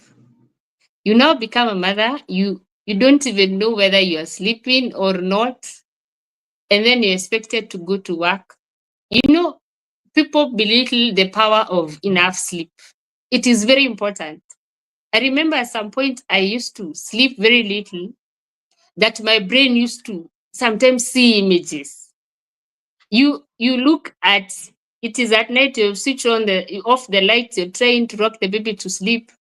The curtain just moves kidogo because of the wind, and you think it is a somebody has walked in, you're screaming, there are so many times my husband woke up wondering who has walked in. And then I tell him, "Ah, ni sikuwa nimeona vizuri." There was one time milk, I was sleeping, and then breast milk was coming out, and then it came to my neck. So when I checked, I saw something white. I thought it was a snake. And so I think enough sleep, people belittle it. It is very important. It makes your brain, I don't know, behave like you actually a psychiatric patient. Then the other emotions is when you don't know what is wrong with this baby. You've never been a mother before. And even if you've been a mother before, you've never been a mother to this child before. So the child is crying. As I was saying, the diaper is okay, wamekula, but they're just crying. So those emotional changes where you feel so helpless. There's nothing you can do. And then like from the second born, my firstborn, my husband really helped because we didn't even have a house girl. She was a day scholar. So even at night, she used to help. I even went back to working at night. But the others, those ones, we even joke and tell him, those are my children. Because I am the one at night, he will just atajisikia tu kidogo. The first question will be, ebu mwangalie diaper. I'm thinking, really? Diaper? Yeah. Eh? Yani, of course I have checked. So you feel like you're angry at this child. I don't know whether you've had moments where you've hit your child. I have gotten there where I'm so overwhelmed. Mpaka namgonga we lala. Ahi? And then now the husband is there asking you, you can call them stupid questions. Yeah. Eh, so the emotions, what I used to do is I used to cry a lot and then scream. Yani, like the way you do this. For me, nenda najifungia kwa bafu. And I do that, and it used to help me. And then just dancing. I listen to music in my bedroom, and I dance alone. Yani becoming crazy. I think it helps now with the other craziness of being a mother. It Yeah. helps. And then also, as I said, praying and reading the word of God, because those emotions, then talking to them. Like I talked to the mother the other day about mom guilt, how they used to deal with it. But then I just tell me, I yes, used to have many problems. So there are no things that used to disturb us. And then she said, she's like, I'll give an example. I moved my son from our bedroom. So he's in his own bedroom. Even in our bedroom, he used to sleep in his own cot. But I realized, because I am still waking up at night. I don't know. I don't sleep well at night nowadays. I I have to go and susu. So I'm susuing like 4 times a night. So I'm disturbing him. I'm disturbing his sleep patterns. He's waking up because of me. So I moved him to the other bedroom. So there's a night he really cried. It was so loud. I'm not switching on the lights. Naenda namshika, nikimshika nalala namrudisha kwa bed. So I'm not switching on the lights. So I'm not seeing him well. So in the morning, he woke up with a very swollen face. He had had an allergic reaction. And I'm telling you, it has been like 3 weeks down the line, and I have not been able to overcome from. I'm still thinking I should have switched on the lights that day. So my mom said, "Now what would you have done?" So you would have said until the morning, maybe umpe pirito na ingeacha kura hiyo wakati. Si hivyo ulifanya Yeah. asubuhi ndio tu ungefanya usiku. So she's trying to make it lighter, and it is helping. She's saying, as mothers of nowadays, we are too tight. Then I remember there was a time my brother conversed. You're telling her, my brother is conversing. And she says, I can see. And she made a prayer. I was there. She told God, if you're killing him, Ebu kill him right now. I don't want to see this again. But if you're not killing him right now, if you're not killing him, please let me not see this again. And she continues to sweep in the house. Just telling me, you mothers, you need to get there. Where you are so tough, even God wonders what is wrong with this one. I hope we get I hope we get that we're able to deal with those emotions, because they can really weigh you down. Yeah. Personally, I think that is my greatest struggle as a mother, the guilt. It Yeah. is just terrible. Yeah. So just letting things light, listen to music, talk to mothers. These things will become lighter. And like what you're doing right now. Yeah. Because Yeah. I think I think I think painkillers have really suffered. When I talk about Yeah. painkillers, they have really suffered, because bed, sometimes I always want, what is wrong with this one? And that moment is when the day has been just another difficult day. Yes. The baby has just slept, and you are like, oh, thank you, Jesus. You Yes. sleep on the side. Then 2 minutes time, and you know how when you are tired, you have done a lot, and your brain is tired. Yes. When you sleep, Mm. you are just like a bag that has been thrown there. Mm. And then 2 minutes later, the baby cry. And you And have cry just so checked the loudly. baby. Yes, you Yes. have just checked the baby. You know very Yes. well this baby is well fed. For you as a Mm. mom, everything is okay. Yes. You asking, okay, now what is happening? What have I done? What is wrong? Mm. Mm. And then you are like, aha, I have a Mm. painkiller somewhere. And you end Mm. up getting a baby painkiller. So I am like, hi, Yes. Eden. He's been Eden, crying say one day. hi. I've not put it in the bedroom. It's okay now. You can sit there. Thank you. Okay, sit there. Sit there. We're having a meeting. I'll talk to you. Or you could take a shower. I'll come back. Okay. Thank you. Thank you, ma'am. So you are in Mm. that space, the baby is just Mm. crying. You Yes. don't know what to do. And I'm Mm. like, then for us who have been in a healthcare space, you are like, there is no fever. There is nothing. And Mm. you're like, you know what? Where is Calpo? You go for it. Where is painkiller? You go for it. So I think Where is painkillers are Piriton? important. I am Yes. guilty. They sleep. Yeah, so I think that part the painkillers have really done the part, Mm. and that just that part of us talking about emotional changes. Now Mm. you've said you are in this space whereby you get to that point, you even feel like you don't get enough space. Let us Mm. get on the father's side. Do you think they ever get affected with the mental health? Do they get stressed about how the baby is doing? How about the mother? How and what are some of the things, just few things you can highlight for the men to know when they are in the space of motherhood and they are just trying to help out a mother out there? What are some of the things, just the little things you would want the men out there to know? And the first question, do you think they really get stressed? Do they get bothered? I think some do, some, Yeah. not all. I think some do. And those ones that do, congratulations. Thank you so much. So I think, first of all, when you become a mother, even relating intimately with your husband is something you're wondering, dudes, you just sleep and leave me alone. It's like you have to gather a lot of strength. And then now he's wondering, how comes before these babies came, you were just okay, or that you are ready? Nowadays, it's like I'm climbing a hill.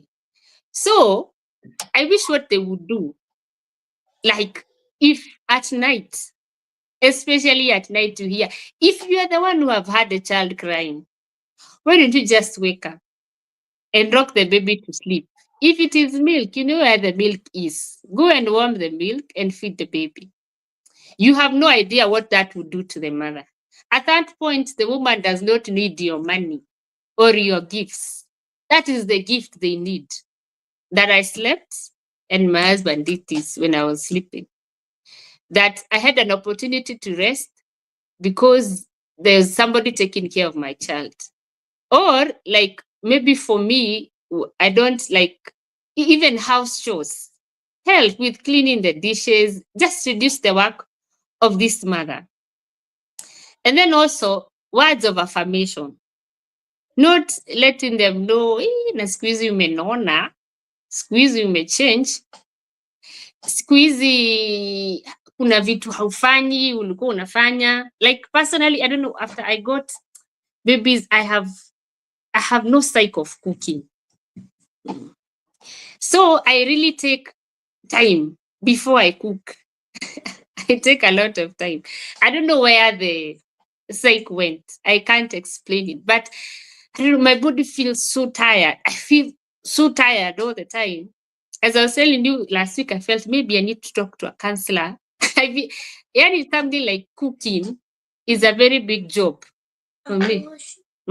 Yani ni kazi kubwa sana. Hebu just give me a minute, I sort it then. It's okay. Hello? Hello? Just a minute. Hello?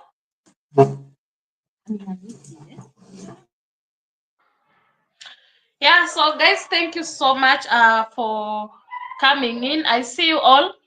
I see you all, and I'm grateful to have you.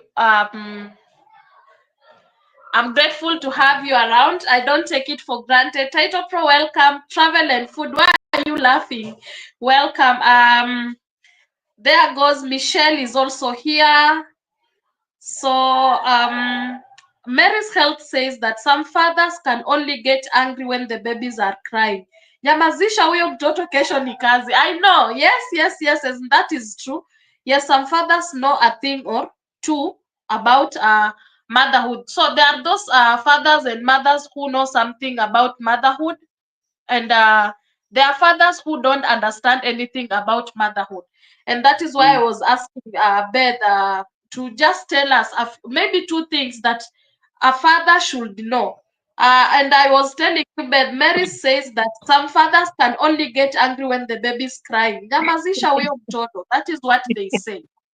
Yeah. Eh, So I think what you know my husband, you've seen him even coming Yeah, to pick me from work. You yeah. know those things, they, as a mother, first of all you feel, especially us who put on weight after giving birth, you're wondering, and then people are telling me, hey, umenona, hey, nini unafanya. So you're wondering, even if you're trying to fight it, you feel a bit ugly. So if this man shows you attention as the mother, besides the child, it really helps emotionally. So that is what I would say. So if you know, if you're working karibu to the mother, just go and pick her. You walk home or you use a matatu home, buy her a gift. It doesn't have to be a big thing. Bring her hivi hata kama ni smucha. Aone umenifikiria leo. And then also the men should realize that uh, becoming intimate with a husband after getting a baby is not, it's not a priority to the mother, but then also it is not as enjoyable. And no mothers in the house are understanding me. You're wondering, it's like you're gathering all your strength to come and do this thing. So if they would just just be gracious and iache kukua kila siku, iache. It becomes, as in, I love you, I don't hate you, but is this my body? I can't explain it. So if you're able to talk about it to your spouse, and then also now not the women now taking now too much advantage, because that is the other problem with the mothers and teaching the children so that they cry all the time. So so men, show your wife that, let them know that you love them. Let them know that you're giving them attention. If the baby cries at night and you're the one who has had, please Yes. don't wake them up. Mtoto analia, enda, mtoto analia. You know, there's a time I used to feel maybe I used to, mothers should have their own bedrooms. Yani, I don't hate my husband, but mi nilale tu kwa bedroom yangu na huyu mtoto, so that I don't make like 20 movements. You're in the house, but it's like you've walked 10 kilometers one night because you're moving. Like now, you know, now the way we brought up our children. My firstborn is not even 6 years. She's turning 6 in now, next month in June. And already I have 4 children. So they are all children. And sometimes they will cry at night. This one has cried. Unarudi kulala unasikia, babe, hebu sikia bobo analia. You're wondering, hey, so you also wake up kidogo. So if they would do that, just wake up effortlessly. Don't, by the way, as you don't need many things, even if you just take us for coffee. At that point of motherhood, I just need assurance that I am doing well as a mother and that I am still your wife, the one who you used to love. You have not started hating me, even though I am not as active as I used to be before, even though I am not as available to you as I used to be before, and even though I don't even look as beautiful in your eyes as I used to do before. Because sometimes, you know, in mother, especially when you stay in the house, things like bras, you're wondering you're putting them on for what? Kuchana nywele. And Mm-hmm. there are things we wonder for what? Eh?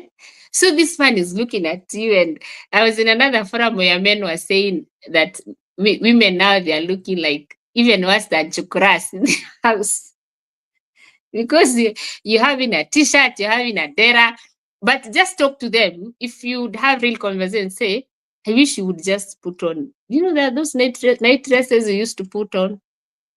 Then they're wondering, alafu nikiva hizo nitanyonyesha mtoto aje. Just have real conversation so that you will able to get together and understand each other.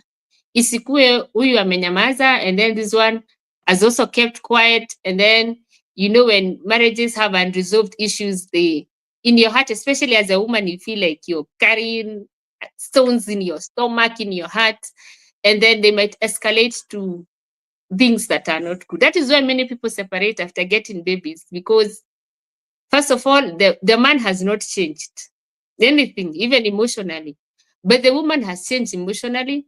and she's expected now to take care of the husband, take care of the child. And they were not used to that before. So if people don't come together and talk and say, mi nataka unisaidie hapa, na akwambie mimi hapa siwezi, nitafanya hii.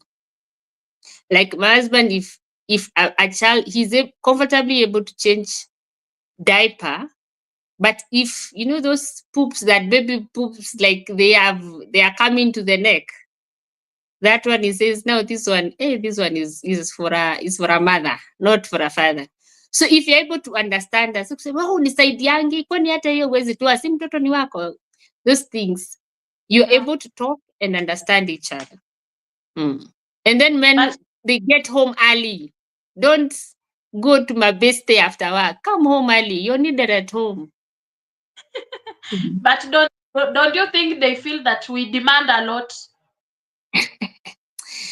I think they feel that because we do not have candid conversations. I think that is the problem with African marriages, I would say. We do not have candid conversations. I would give my husband a warning. You know, when you get here, nitakupatia mtoto na nilale. And kwa nini? Because I'm so tired. See, I've also gotten so tired at work.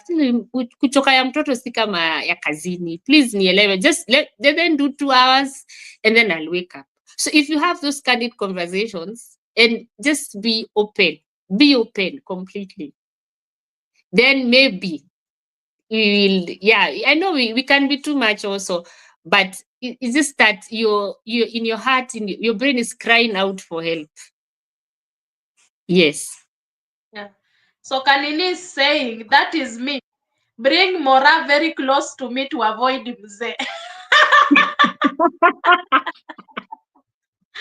But Beth, I remember there is a time. You remember that time when we were in the office and Dan, you remember Dan? Not the clinician, but the who is this? The ones who market the drugs and everything. Yes. You remember the tall guy? Yes.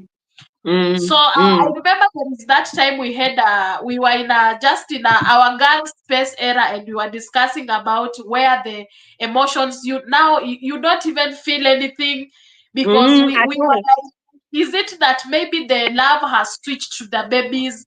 We want to be with the babies now. This is now like a particular different person. When you see them, there is nothing that is hitting in your head. And then Dan came in and told us, no, it's not even about the baby, the love switching to the baby. It is the breastfeeding thing. Yeah. So It I always remember satisfies that. Yeah. you. Yeah. So Kanini, I think you have heard from Beth. She has said that don't overdo it. Don't move the baby close. You can have a conversation and tell him, just have grace on me. It's okay. Not daily, but we can just switch to something else. Yeah. And then Or also, and uh-huh. also, Christabel, make it fast. Don't take 20 minutes. Please take the shortest time possible. Yes. Ladies in the building, make it fast. As fast as possible. Yeah. So Title Pro is saying motherhood is hard on fathers. Do you agree with that? It is. It is. Uh-huh.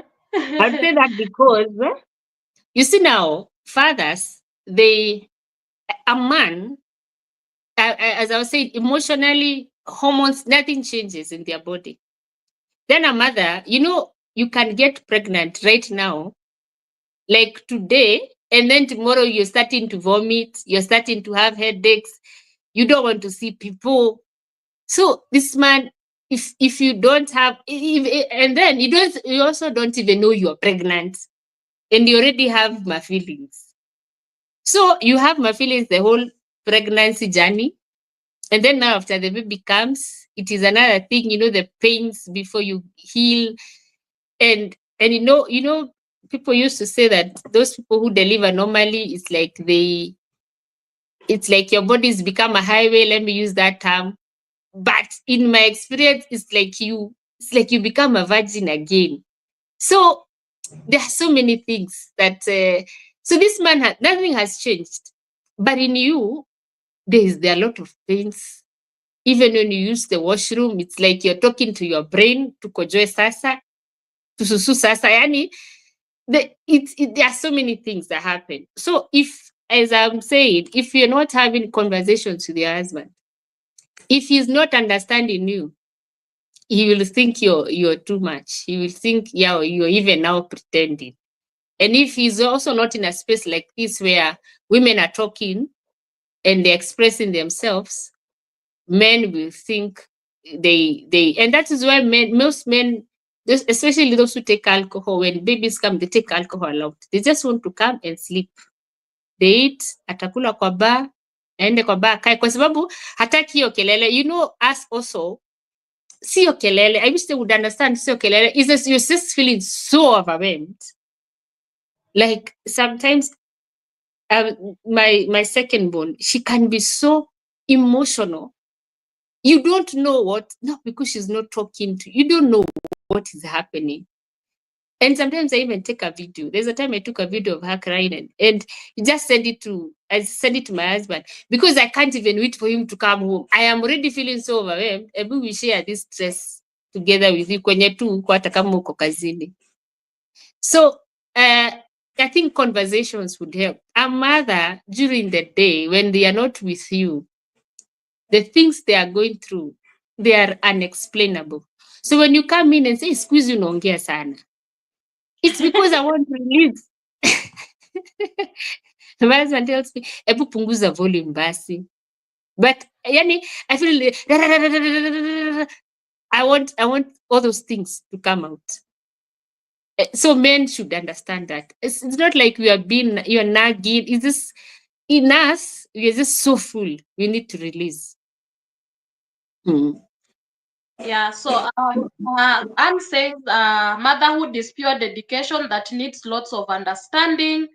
Kanini says, yes, we change even physically, and Beth has said it. And then Mary's Health is saying, some call themselves big babies. And Maura then tells Mary, yes, house becomes childcare because you have big babies and Some even take babies medication, anakunywa kalpo.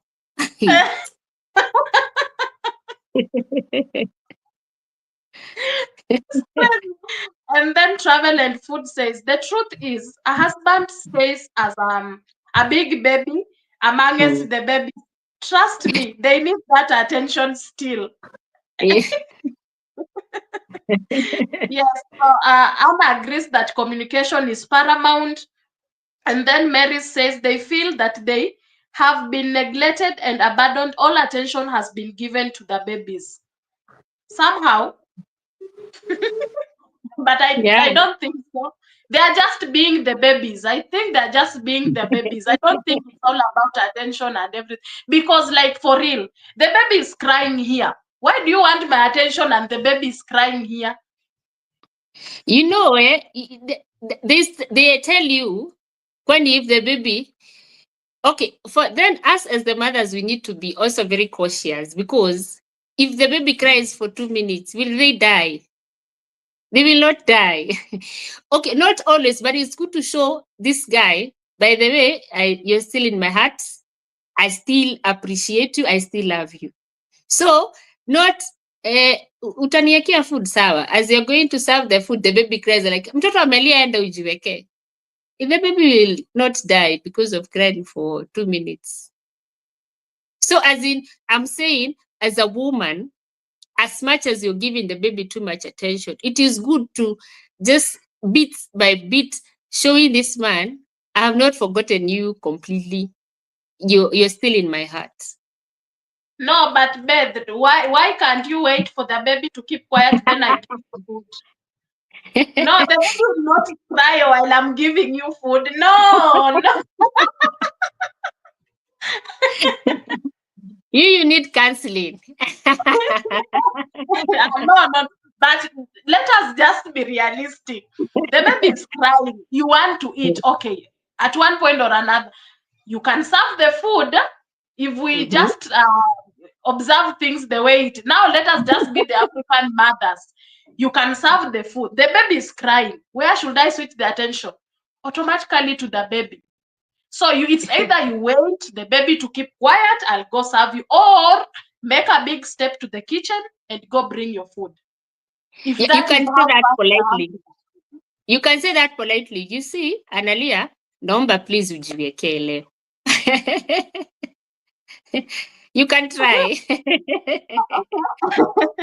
yeah, so Goga is busy. Goga and Soita are laughing when you said that make it fast. Let it not take long. Make it fast. So Kanini says, you guys, you are laughing more. So when I am tired, these men sleep early. I sleep after everything is in order, including his clothes. So no extra work when I go to sleep because I am already tired.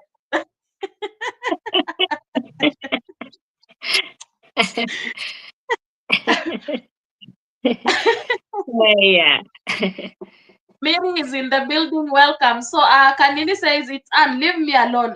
Basi, let's help each other. At least we go to sleep at the same time. What do you Yes. think of that, boy? What do you think of that? Because the Yeah, babies are crying. we go to sleep at the same time. Yes. I think it will depend with now my husband works in Nairobi. Sometimes he is going to Upper Hill. So he will for him to make it to Upper Hill by 7, he might maybe the latest he can wake up is 5:30 or 5. And me the next day I'll stay at home. So I cannot I'd say it will depend. If you're both working, if you're both waking up at the same time, it is important that you help each other. That makes sense. But if it is like maybe in my situation where he's the one waking up early and coming back late, then I think it would be unfair to tell him to wait for me. We go and sleep together. I think I'd say that because also I have like personally, even if I sleep late, what I am doing nowadays, if I drop my children to sleep, now 3 of them are in school. I come back, I switch off my phone, switching off completely, and I sleep because I realize when I sleep with my phone on, somebody calls and say, unalala, saa 2 asubuhi. So you can't explain to them, I am a mother, hey, I take naps. Please, you start wondering, hey, hata kama, you feel like asking that you are calling to us to know whether I was asleep or not. What did you want? So I realized I'm switching off my phone completely and I will not feel guilty because I am sleeping during the day. Even after this meeting, I'm going to sleep because I because I have not slept today. And if I don't take naps during the day, I'll have a very crazy night because before my son sleeps, I will be I am seeing him like they are 2 children. They are one. Yeah. So that is what I'd say. Yeah. So It will Soita depend. says after delivery we go back to drawing board, a new Mm. body, new emotions, and shyness. So she agrees with that. And then there is just one man in the building is saying, we are busy here complaining how our body changes and everything. But he says men lose an extreme amount of weight after the baby is born in their wallet, in their wallet.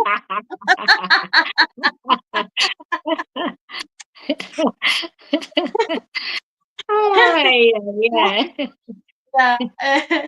Yeah, so actually, let's be honest now. Husbands are babies. Yeah, that is true. They are babies. So Mm. travel and food says the competition intensify as the number of babies increase Yes. because he is also the baby in the number of babies. So the pressure will increase. A man can Mm. learn to do things on his own too. Or me, kid, I keep quiet. Can sometimes a husband can do something or run? To an extent, I just look at him and ask myself, are all men like him? I understand, Kanini. I get you.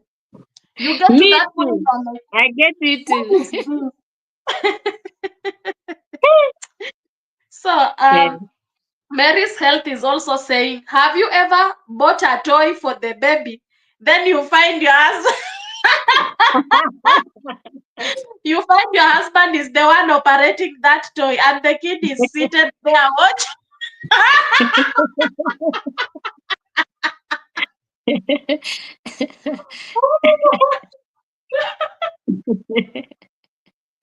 And you people. So, and Maura is asking Mary, or is it, or maybe it is a tutorial.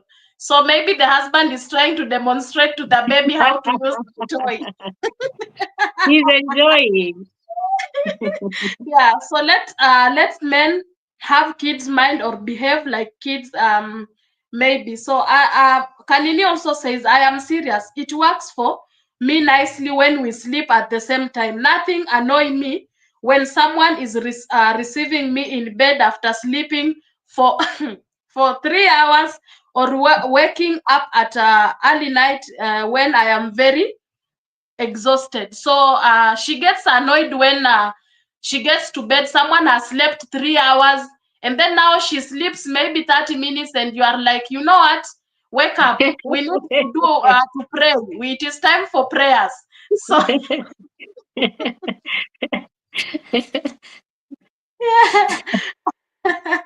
Yeah. So those are some of the conversations that have been on the chat, and I think it has been an interesting conversation. One last question, because I know we are to be with you 2 hours, it's past 7 minutes. One last question. How can mothers recognize when they need mental health support, and what should be their first step? I think emotions can tell you. There's a stage in motherhood where you get so angry. Something small, you are so angry. You can't. It is initially it never used to bother you, but now it is. Especially your child is, even if it is a child doing it or your husband or the house girl, you become so angry. So that stage up where you're not able to manage your emotions, you are overreacting. I found myself throwing something at my child, and I realized, hey, there's an issue here. And then sleeping and feeding patterns. When you're feeding too much, sleeping too much, or sleeping too little, or yeah, those things, feeding and sleeping. Like I am telling you, I've said this several times. I personally think I need maybe to talk to a counselor or something, because at night I'm just awake. It is my husband said to me, nilikuona ukiwa kwa simu. So nowadays what I'm doing, I just reading the Bible at night. I realize now if I start going to maybe check WhatsApp, check status, because that is my social media, you find yourself just getting lost to things that they're not helping you.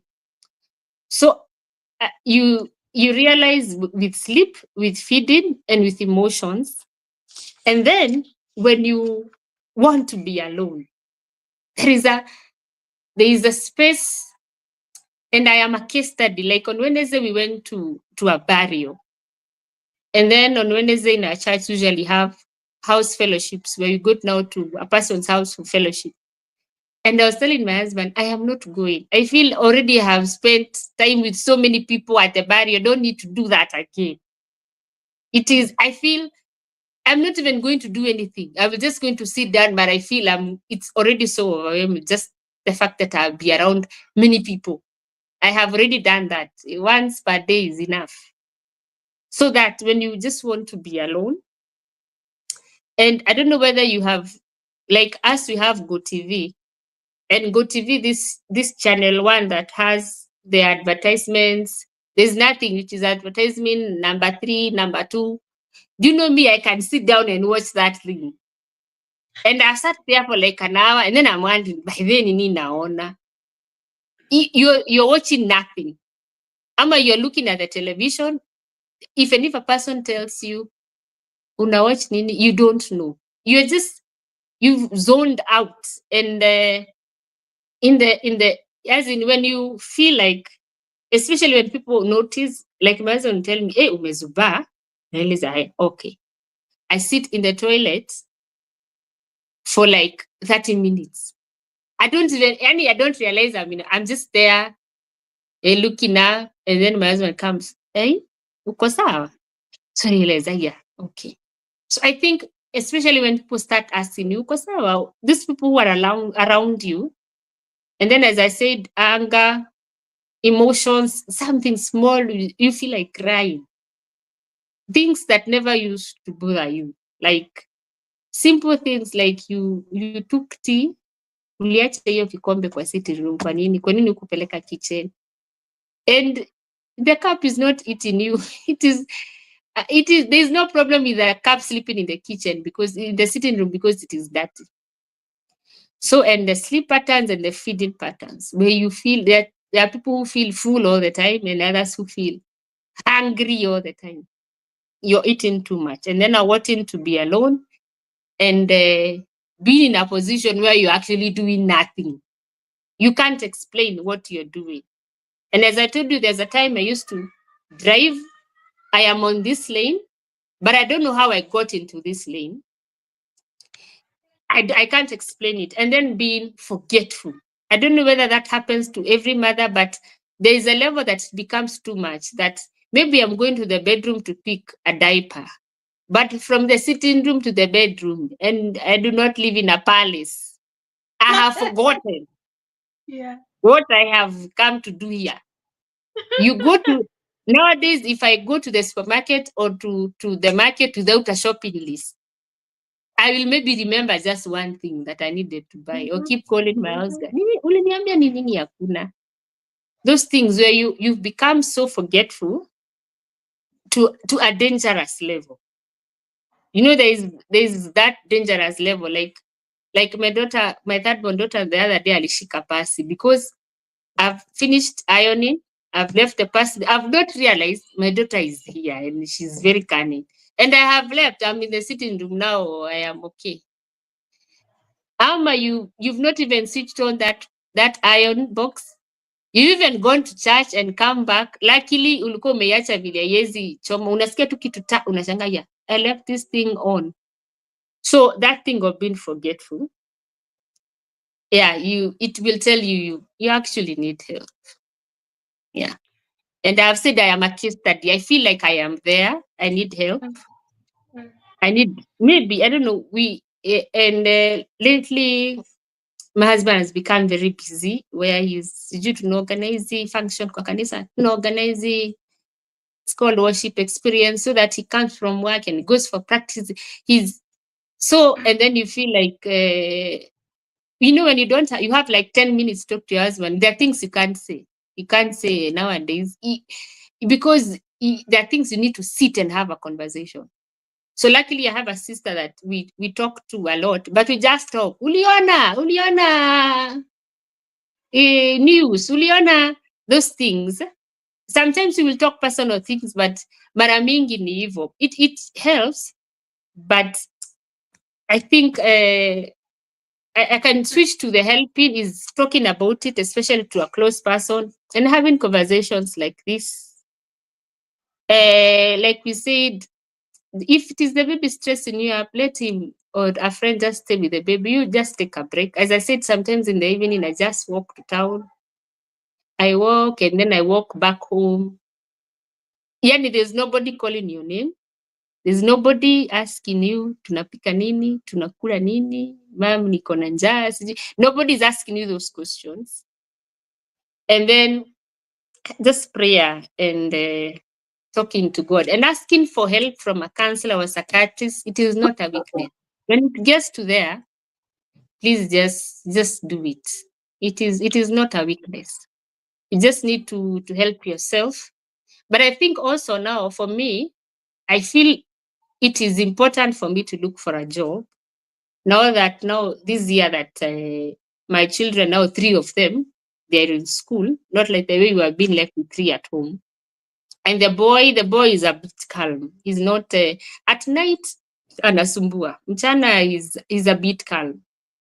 So I feel maybe if I get a job, I just go out because I am not able to I cannot sit down with my house girl. Si kumdharau, but you cannot sit at she's watching Afro cinema, I'm seated there, we watch together. So most of the times I'm just in my bedroom with my son. I feel maybe if I would have opportunities where I walk out and now look for a job, it would improve. So if you're in a position like mine and the position is a bit relaxed, now you can leave the house, I think it would help. And now having conversations like this. Yeah. I think sometimes also I know it is sometimes it is difficult to be vulnerable, but it's also good sometimes to be vulnerable because sincerely speaking, Beth, whatever you've talked about, it has been a tough journey for me as a mother, especially this year. But I really Mm, thank God I've gotten to a space where I've got 1, 2, 3 people that I open up and I talk. You see that just that talk where you talk, someone is giving you that space, you talk, you can cry, mm, you can do anything. I think that is the space we all need as mothers. And if you get yourself in that space where you feel safe to open up to someone and you talk out, it is mm, really a safe space. And being engaged and reading the word of God so much, because I remember it got to a point where you are sometimes you are in the kitchen and you are just doing your house chores, and then the babies are busy, they're crying, mm, and then something hits your head and you're like, you know what, I can just do something to these babies and we are good and everything is done. You know, these mm. stories that we hear on televisions, now they are Yes. hitting you on your head. It is now Mm, you in space, so they hit you different and you are like, I think it is that moment that I just feel that I am okay. So mm, I think it is also good to be vulnerable, especially if you find yourself in a space where you can open up and just be vulnerable and talk to people. The people who will mm, give you that space where you can cry, you know. Because for mm, me, Beth, I will sincerely tell you that I don't think I have made peace with myself to sit with a counselor and talk with them, because I feel mm. like you will go there, you will explain your everything. After that, they tell you, okay, where do we start from? It is now like they're asking you, because I'm talking this from experience. Two of my friends have ever told me that, and I think at one point where I got to a point where I really needed a counselor, they told me like, so I don't know if it was a discouragement or something. They were like, I have gone for sessions, I've done 1, 2, 3 things, but I never felt like I got the help, because the same situation that I was in kept repeating itself. And the good thing, one of the best thing I've heard you say is that pay attention to your emotion and act. Mm, Because from last time we were talking about crying, just cry, and I have mm, heard you have talked about it. You cry and you feel like you have released something that was so heavy in your space. mm, So mm, I would encourage a mother out there, if you feel like crying, you cry.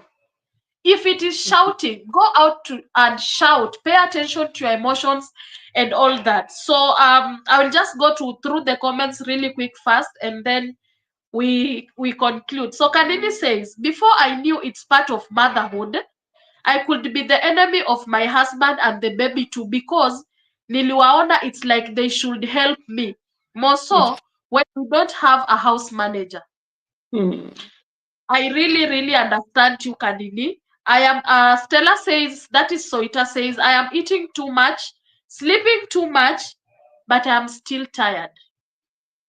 mm, Exactly the points that you've been pointing out, Kanini, where that was serious. Yes, it gets to that serious, and then you start forgetting everything, even mm, eating food. And I really mm, agree with Hamini. At one point, by the let me tell you, Beth, for the last like 3 months, I can't even remember. Mary's Health Kitchen and Anastasia can tell. I can't even remember the day I sat down and ate a proper meal.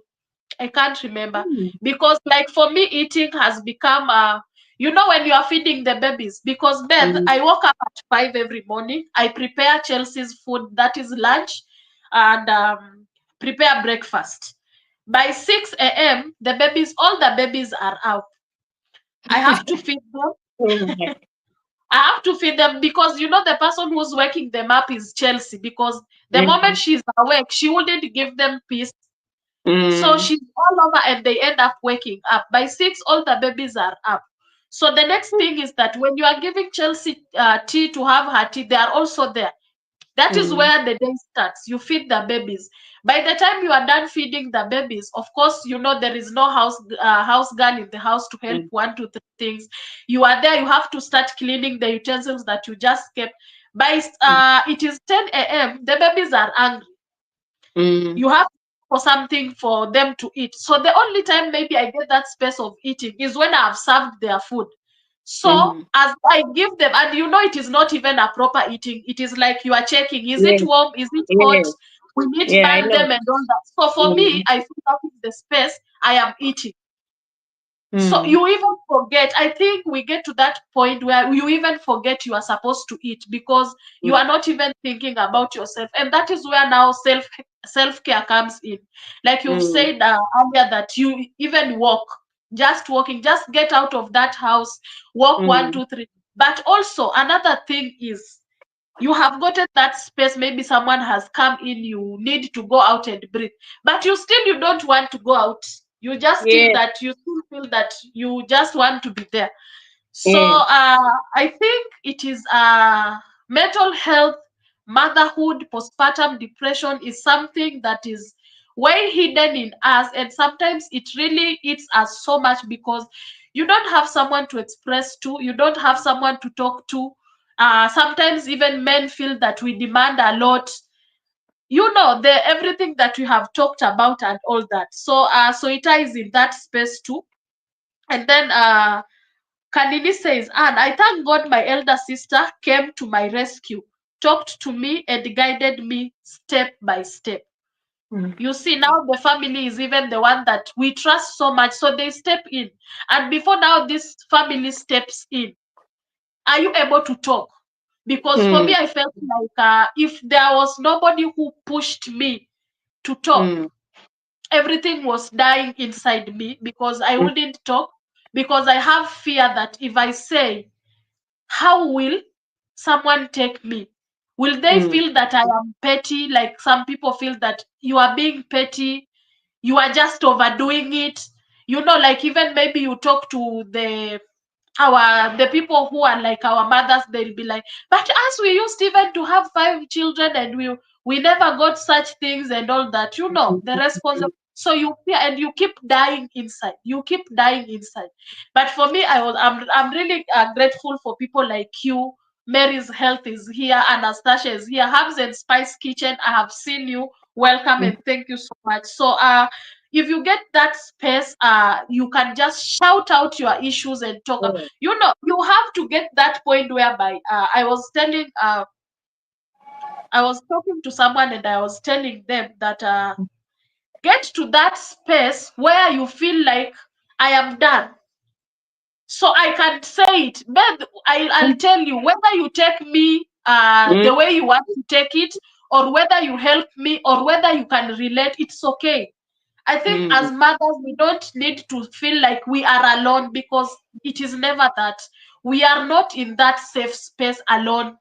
So many people mm, are going through that space, and we need to shout out and talk out, so that I know there are people here like right now, they are really relating, and they at one point they felt like they were all alone. So you start wondering, am I alone? Is this man the only man like behaving the same like I'm thinking like Kanini is saying? So I think talking out, like you said, is a way good way. So Herbs and Spices saying hi to you, Beth. Greetings, everyone. Kanini, you mean it was that bad? Kanini says, I am the last born. All my sisters stayed with me for months. Each for 1 month at least.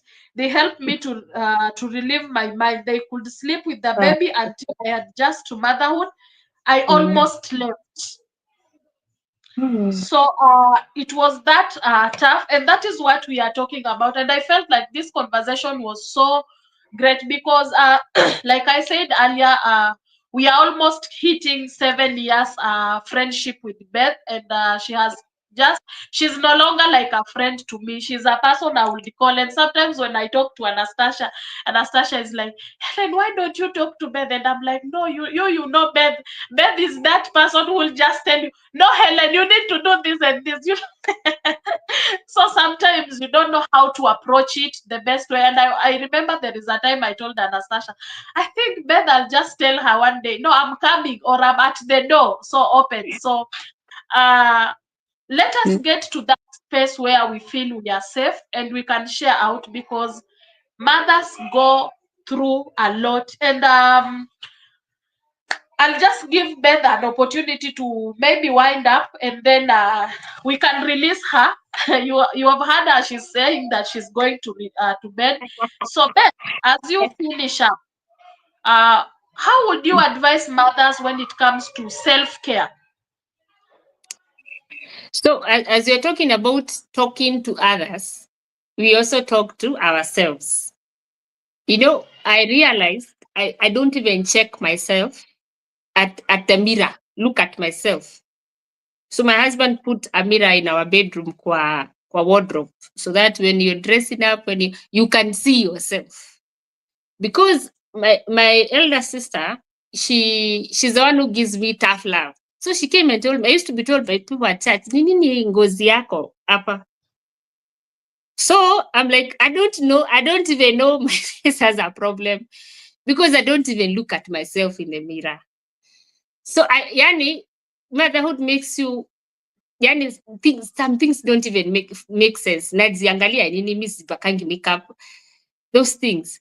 So she told me, you already past 35. You need to oil your face. When you are 30, whether you are staying at home, whether you are going what, I need you to oil yourself. And she actually bought me some coconut oil. Unaoga asubuhi unajipaka. Unaoga jioni unajipaka. So, yani, taking care of yourself, even, I would just stay a whole week without applying oil on my. Naoga ndio, lakini sijipaki mafuta. Nashangaa ya nini? Sisitoki nje.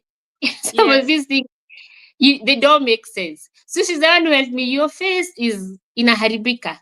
And it's because you're not oiling it. Please oil your face. Even if you're staying at home, you're a mother and what? Oil your face. And then also, feed yourself well. Take care. I have seen, I am also trying to overcome that maybe I have been given money for shopping. And Christabel, the way I am a saver, I will go do shopping at Kaniti. If yes. something is cheap, by the way, Mother has opened a wholesale place called Viman. I know things to buy at Kaniti and things to buy at Viman. They will not eat my money, even 1 shilling. So I have found myself, I'm saving my husband's money. Let me call it that way. I have saved like 3,000. But I have done shopping. I have moved from morning. I had not even taken breakfast. And maybe I'll come back at 2 a.m. without even having bought water. Yani, I come back and then maybe we live on the 8th floor. I find maybe the lift is not working, the lights are off. And I will climb those stairs. I get home, I feel like I am collapsing. I just sit down and ask, nilete maji, nilete chai, nilete mkate. Because I can't even go and serve myself. So nashanga, really? Where was I saving all this money? And even man's asking me, why, if he's at home, why could you just sit in a hotel and just take tea and dazi? So taking care of yourself, because sometimes you feel, and I'm talking from experience, you're not working yourself. So there's no money you're putting into this family. This man is paying all the bills. 3 children are in school and they're not in government schools. So you feel like, aki hizi pesa zake, wacha nisizitumie vibaya. To the extent where you're even making yourself suffer. I have done that to myself. If it is hairstyle like this, I was made this hair by my sister just to try and save money. I realize sometimes you just go too much. You suffer too much. You see a hairstyle, huwezi songa because now it is not your money. You're realizing you ask for 4K. And then now you know the bills, Kenya Power is here. There are water bills, I don't know what, shopping, I've told you now, the 3 children, the last one is the one who uses diaper or throughout, but the other 2, now the 3, they sleep with diapers. So you're buying, yani you want to save his money to the extent where it's like you have forgotten that you exist. I sat down last week and I felt, I feel like a machine.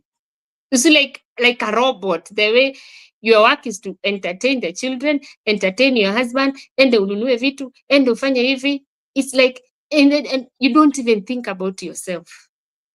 You think that when you pray and when you read the word of God, you are nourished. But it is very important. But then also when you look at, umeona kiatu mzuri, pesa ilibaki unanunua. Umezunguka, umefanya shopping, umesave pesa, ingia mahali, kula chipo, kunywa soda, do something to yourself. Thinking about yourself and then also talking to yourself that you're still beautiful, you're still worthy. For us, especially for me who used to work before, so you're having your money, not that unanyimwa pesa, but then also responsibilities zimeongezeka. So as in, he can tell you, this is the money you're supposed to use for this month. So you can go to all lengths to try and make sure hiyo pesa inatoshea. So you forget that there was your hair that was supposed to be made. I thank God for my sister also because she makes wigs. So I have several wigs where things are tough, I'll just use it. You forget that you can actually even use a boda boda. Sometimes I will drive, sometimes I feel, hey, let me save the fuel. Yani, I'm walking. I had this conversation with myself last week because I've done that to myself. I've walked from home, tunaishi hapa Crevas, home to town, to go and buy avocado. Because in town, there are 20 bob and the shop down here is 30 bob.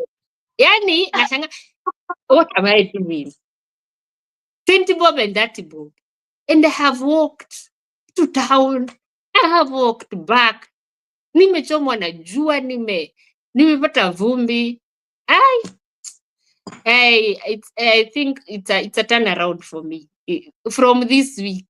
Yani you've been too extra to yourself, and even your body is like telling you, I am tired. You're pushing me too much. But you're thinking, you want to save 50 bob, 50 shillings. So they make you walk around. And it's not like it is the only 50 shillings that you have in the house. Yes, it is important to save, but then don't do it.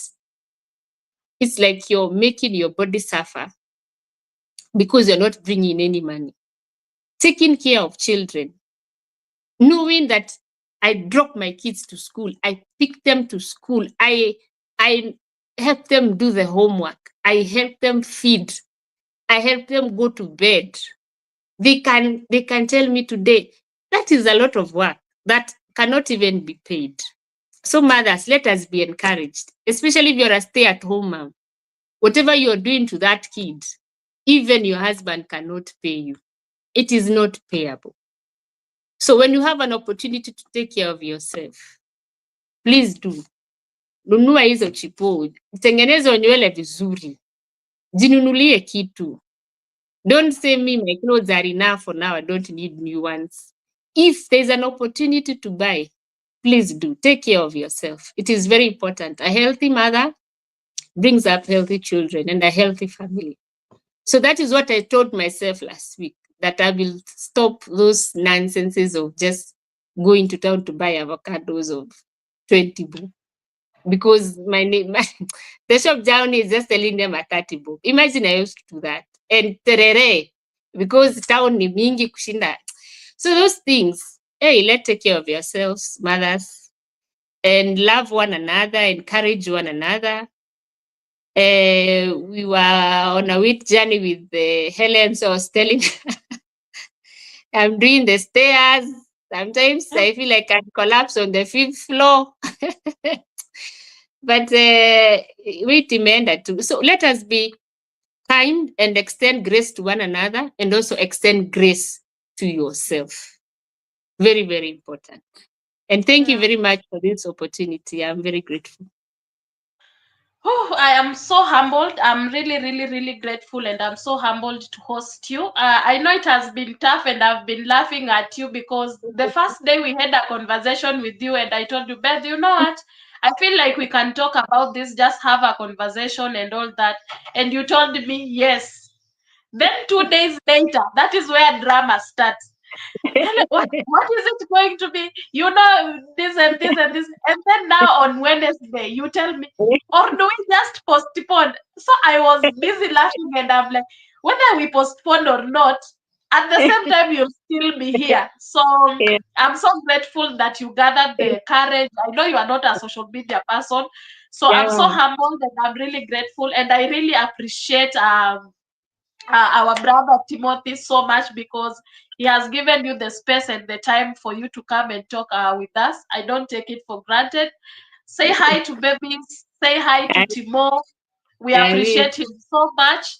And I'm so Yeah. grateful to have this conversation with you. I'm so humbled and I'm really grateful. So, yes, you can Thank feel free you. to tell my people bye bye and just Bye. share with them Bye, anything. everybody. And that is it. Yes. Thank you. Thank Thank you. you. I can now leave. Yes, you can Can now leave. leave. Oh, thank you. We'll talk on the side then. Thank you. Welcome. Yes, I am here. I'm here. I'm here. I'm here. Oh my God, the conversation has been amazing, amazing, and thank you so much for sticking around and accommodating me the entire time. I know Kenya Power did that thing, and I really appreciate God because the phone that I'm having it stays with Power for some time, and I don't take it for granted. I'm so grateful. So, Mary's Health say, Helen, we give birth. Most of us have no one to talk to and help. The husband thinks that you work is home care, so most of them don't even think of giving a helping hand. That is true. And also I think the problem also kicks in because most men think that we have been brought up with our mothers who have brought up us so differently. So most of them of these men are like, even my mother did that, so you are capable of doing that. So they don't come into that space to just come in and help out. So Teresa says that I do respect both of you, and may we be forever blessed. Thank you so much, Teresa. I know we have been in this journey together. By the way, guys, I have 5 of my colleagues here. I have Soita, I have Beth, I have Anastasia, I have Teresa. There have been we have known each other for the last entire 7 years. Yes, 7 years. We are almost hitting 7 years. Love conquers all. Yes. Kindness all through. Yes. Let us extend grace and have be kind to each other. And yes, self-love is everything. Beth, you did amazing. You are natural. Yes. So, so, so natural. Thank you so much, Beth. Thank you very much. That is from Stella. Bye. So, Beth. Helen, thanks for this. Wow. And thanks, Beth. That was a whole lot of lessons from Beth. Yes. Thank you, Beth and Helen. Welcome, Teresa. Akoya, your laughter is. Leave me alone, Anne. Hey, Kenya Power imekuzoea. By the Kenya Power imenizoea sana. Mom to be, we got this. Yes, Net.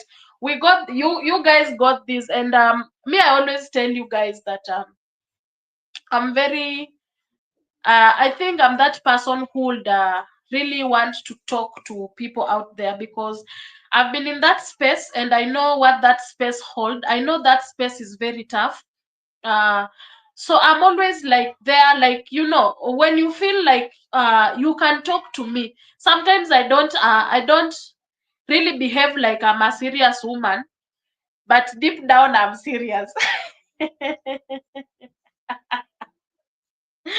Deep down I'm serious. So sometimes I behave like I'm not serious, but I'm a very serious woman, and I'm always open to conversations.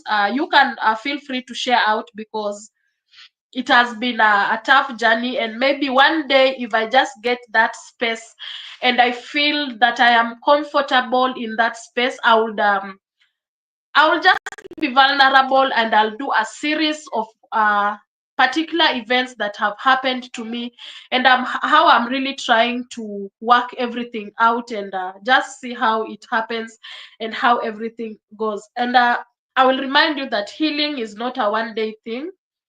Healing takes process, and we need acceptance.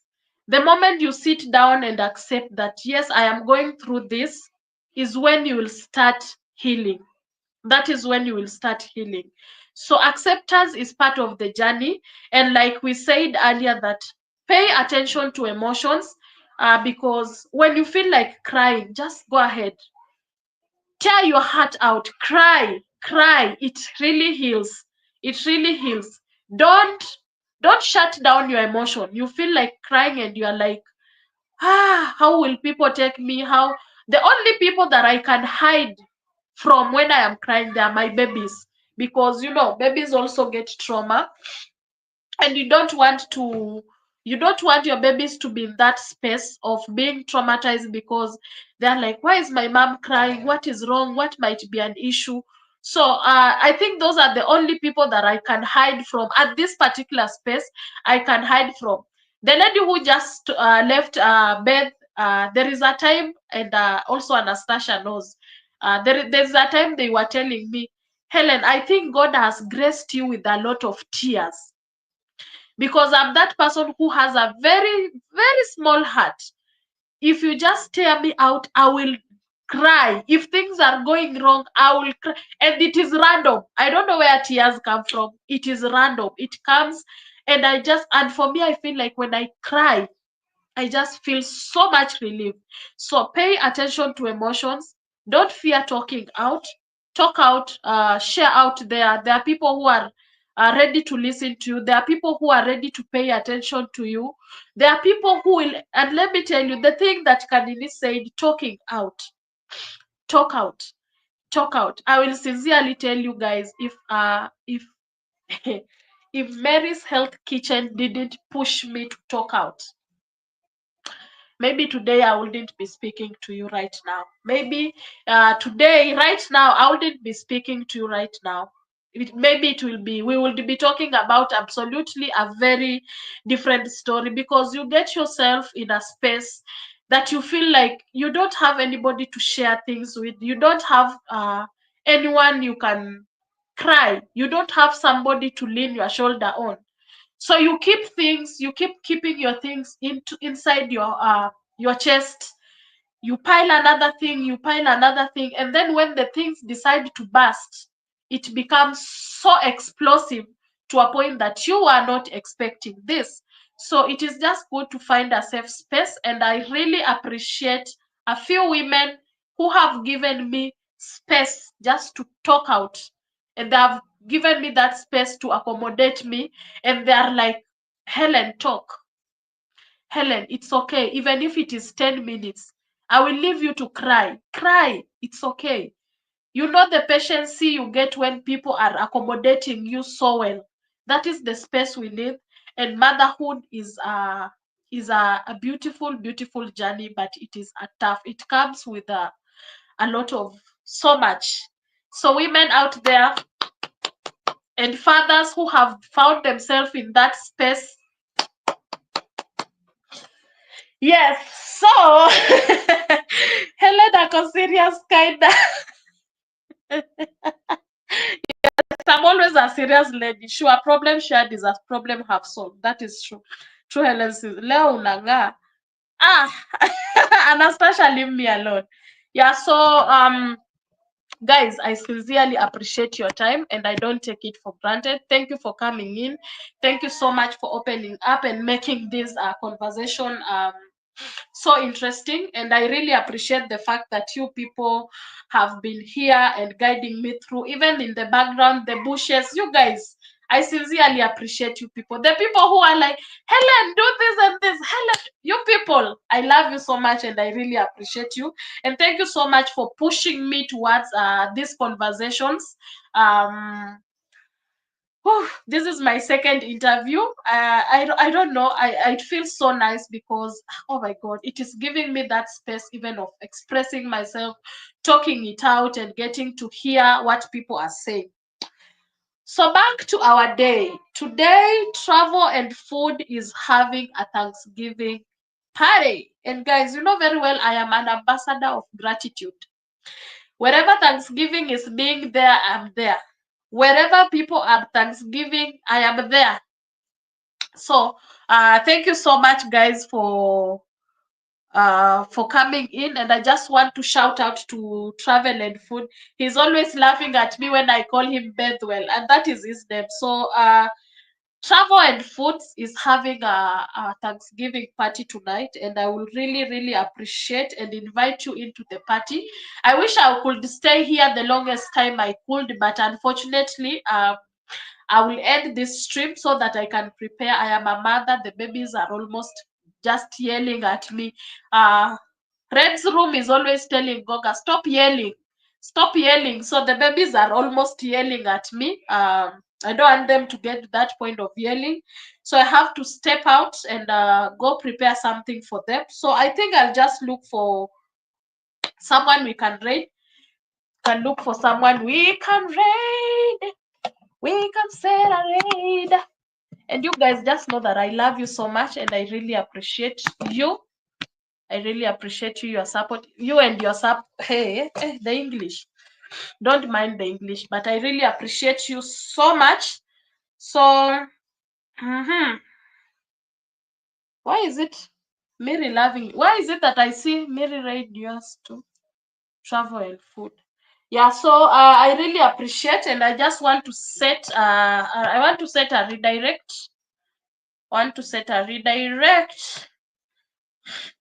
And then guys, remember Travel and Food has an upcoming event. Please guys, if you have not set the, if you have not clicked, if you've not clicked the, if you've not clicked on the upcoming of Travel and Food, please be there. It is called Fellowship of Thanksgiving, live on YouTube. It is happening in 2 hours time. So thank you so much everyone for stopping by. Let me read the comment. Boy, before I end, I'm even now starting. I think I have drained myself so much. I really need water. I really need water because when headache starts kicking in, that's where I know I need something. Yes, acquire raid. Go acquire raid, and I've not even decided. I've not even this thing is disturbing me. Okay, yes. By the way, I'm in an animal print today. I thought you should know. I thought I am back to claim my crown. Oh no, Malkia, forget about it. Thank you, host and guest, for great interview. Thank you, Title Pro. Much appreciated, guys. Appreciate you all. Where is the raid? Yes, I'm about to set the raid. I'm about to set the raid right now. I'm setting up the raid right now. So acquire raid is ready. Are we ready? Are we ready? I'm setting up right now. You can just tell me something on the comment section, guys. Just tell me that even you love me, you appreciate me. Tell me those good things. Tell me those good things.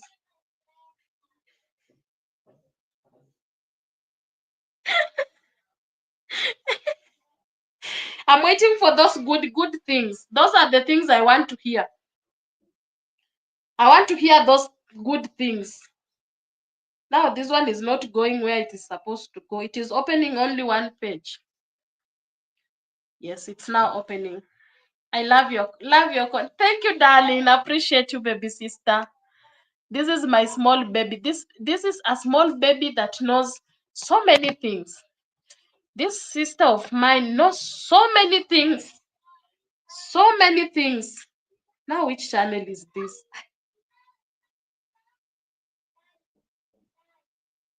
Gosh.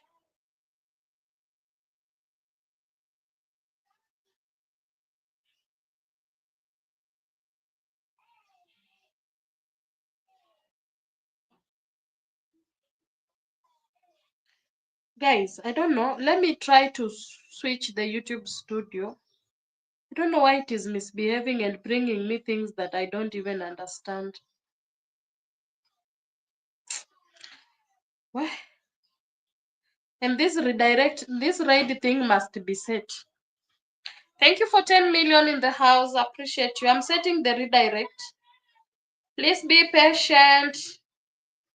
Be patient with me shortly. So, I don't know. I think the email was the one that was giving. Sikujua unakuanga na dredi. Haya. Oh my God, yes. Nakuanga na dredi Malkia. I love you, Helen. Thank you, Miri. I love you right back. Helen makes good. Thank you, Malkia. Thank you. Thank you so much. Appreciate. So I'm setting the redirect, guys. I'm setting. Thank you. Thank you for being patient with me. Thank you so much, everybody, for stopping by. What's wrong with this? Goga atasikiza hizo story kweli. Where do I switch account? Let me switch account. Here, if I say things have failed, I will have to. So I am there. So you go to your YouTube dashboard, click on the live section. No, go to YouTube dashboard, go to content, and then go to your live, and then click on your current live, click on customization, click on customization, click on customization, and then add redirect, and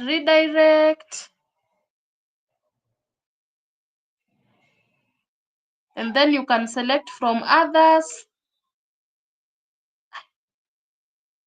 It has selected the wrong destination. Gosh.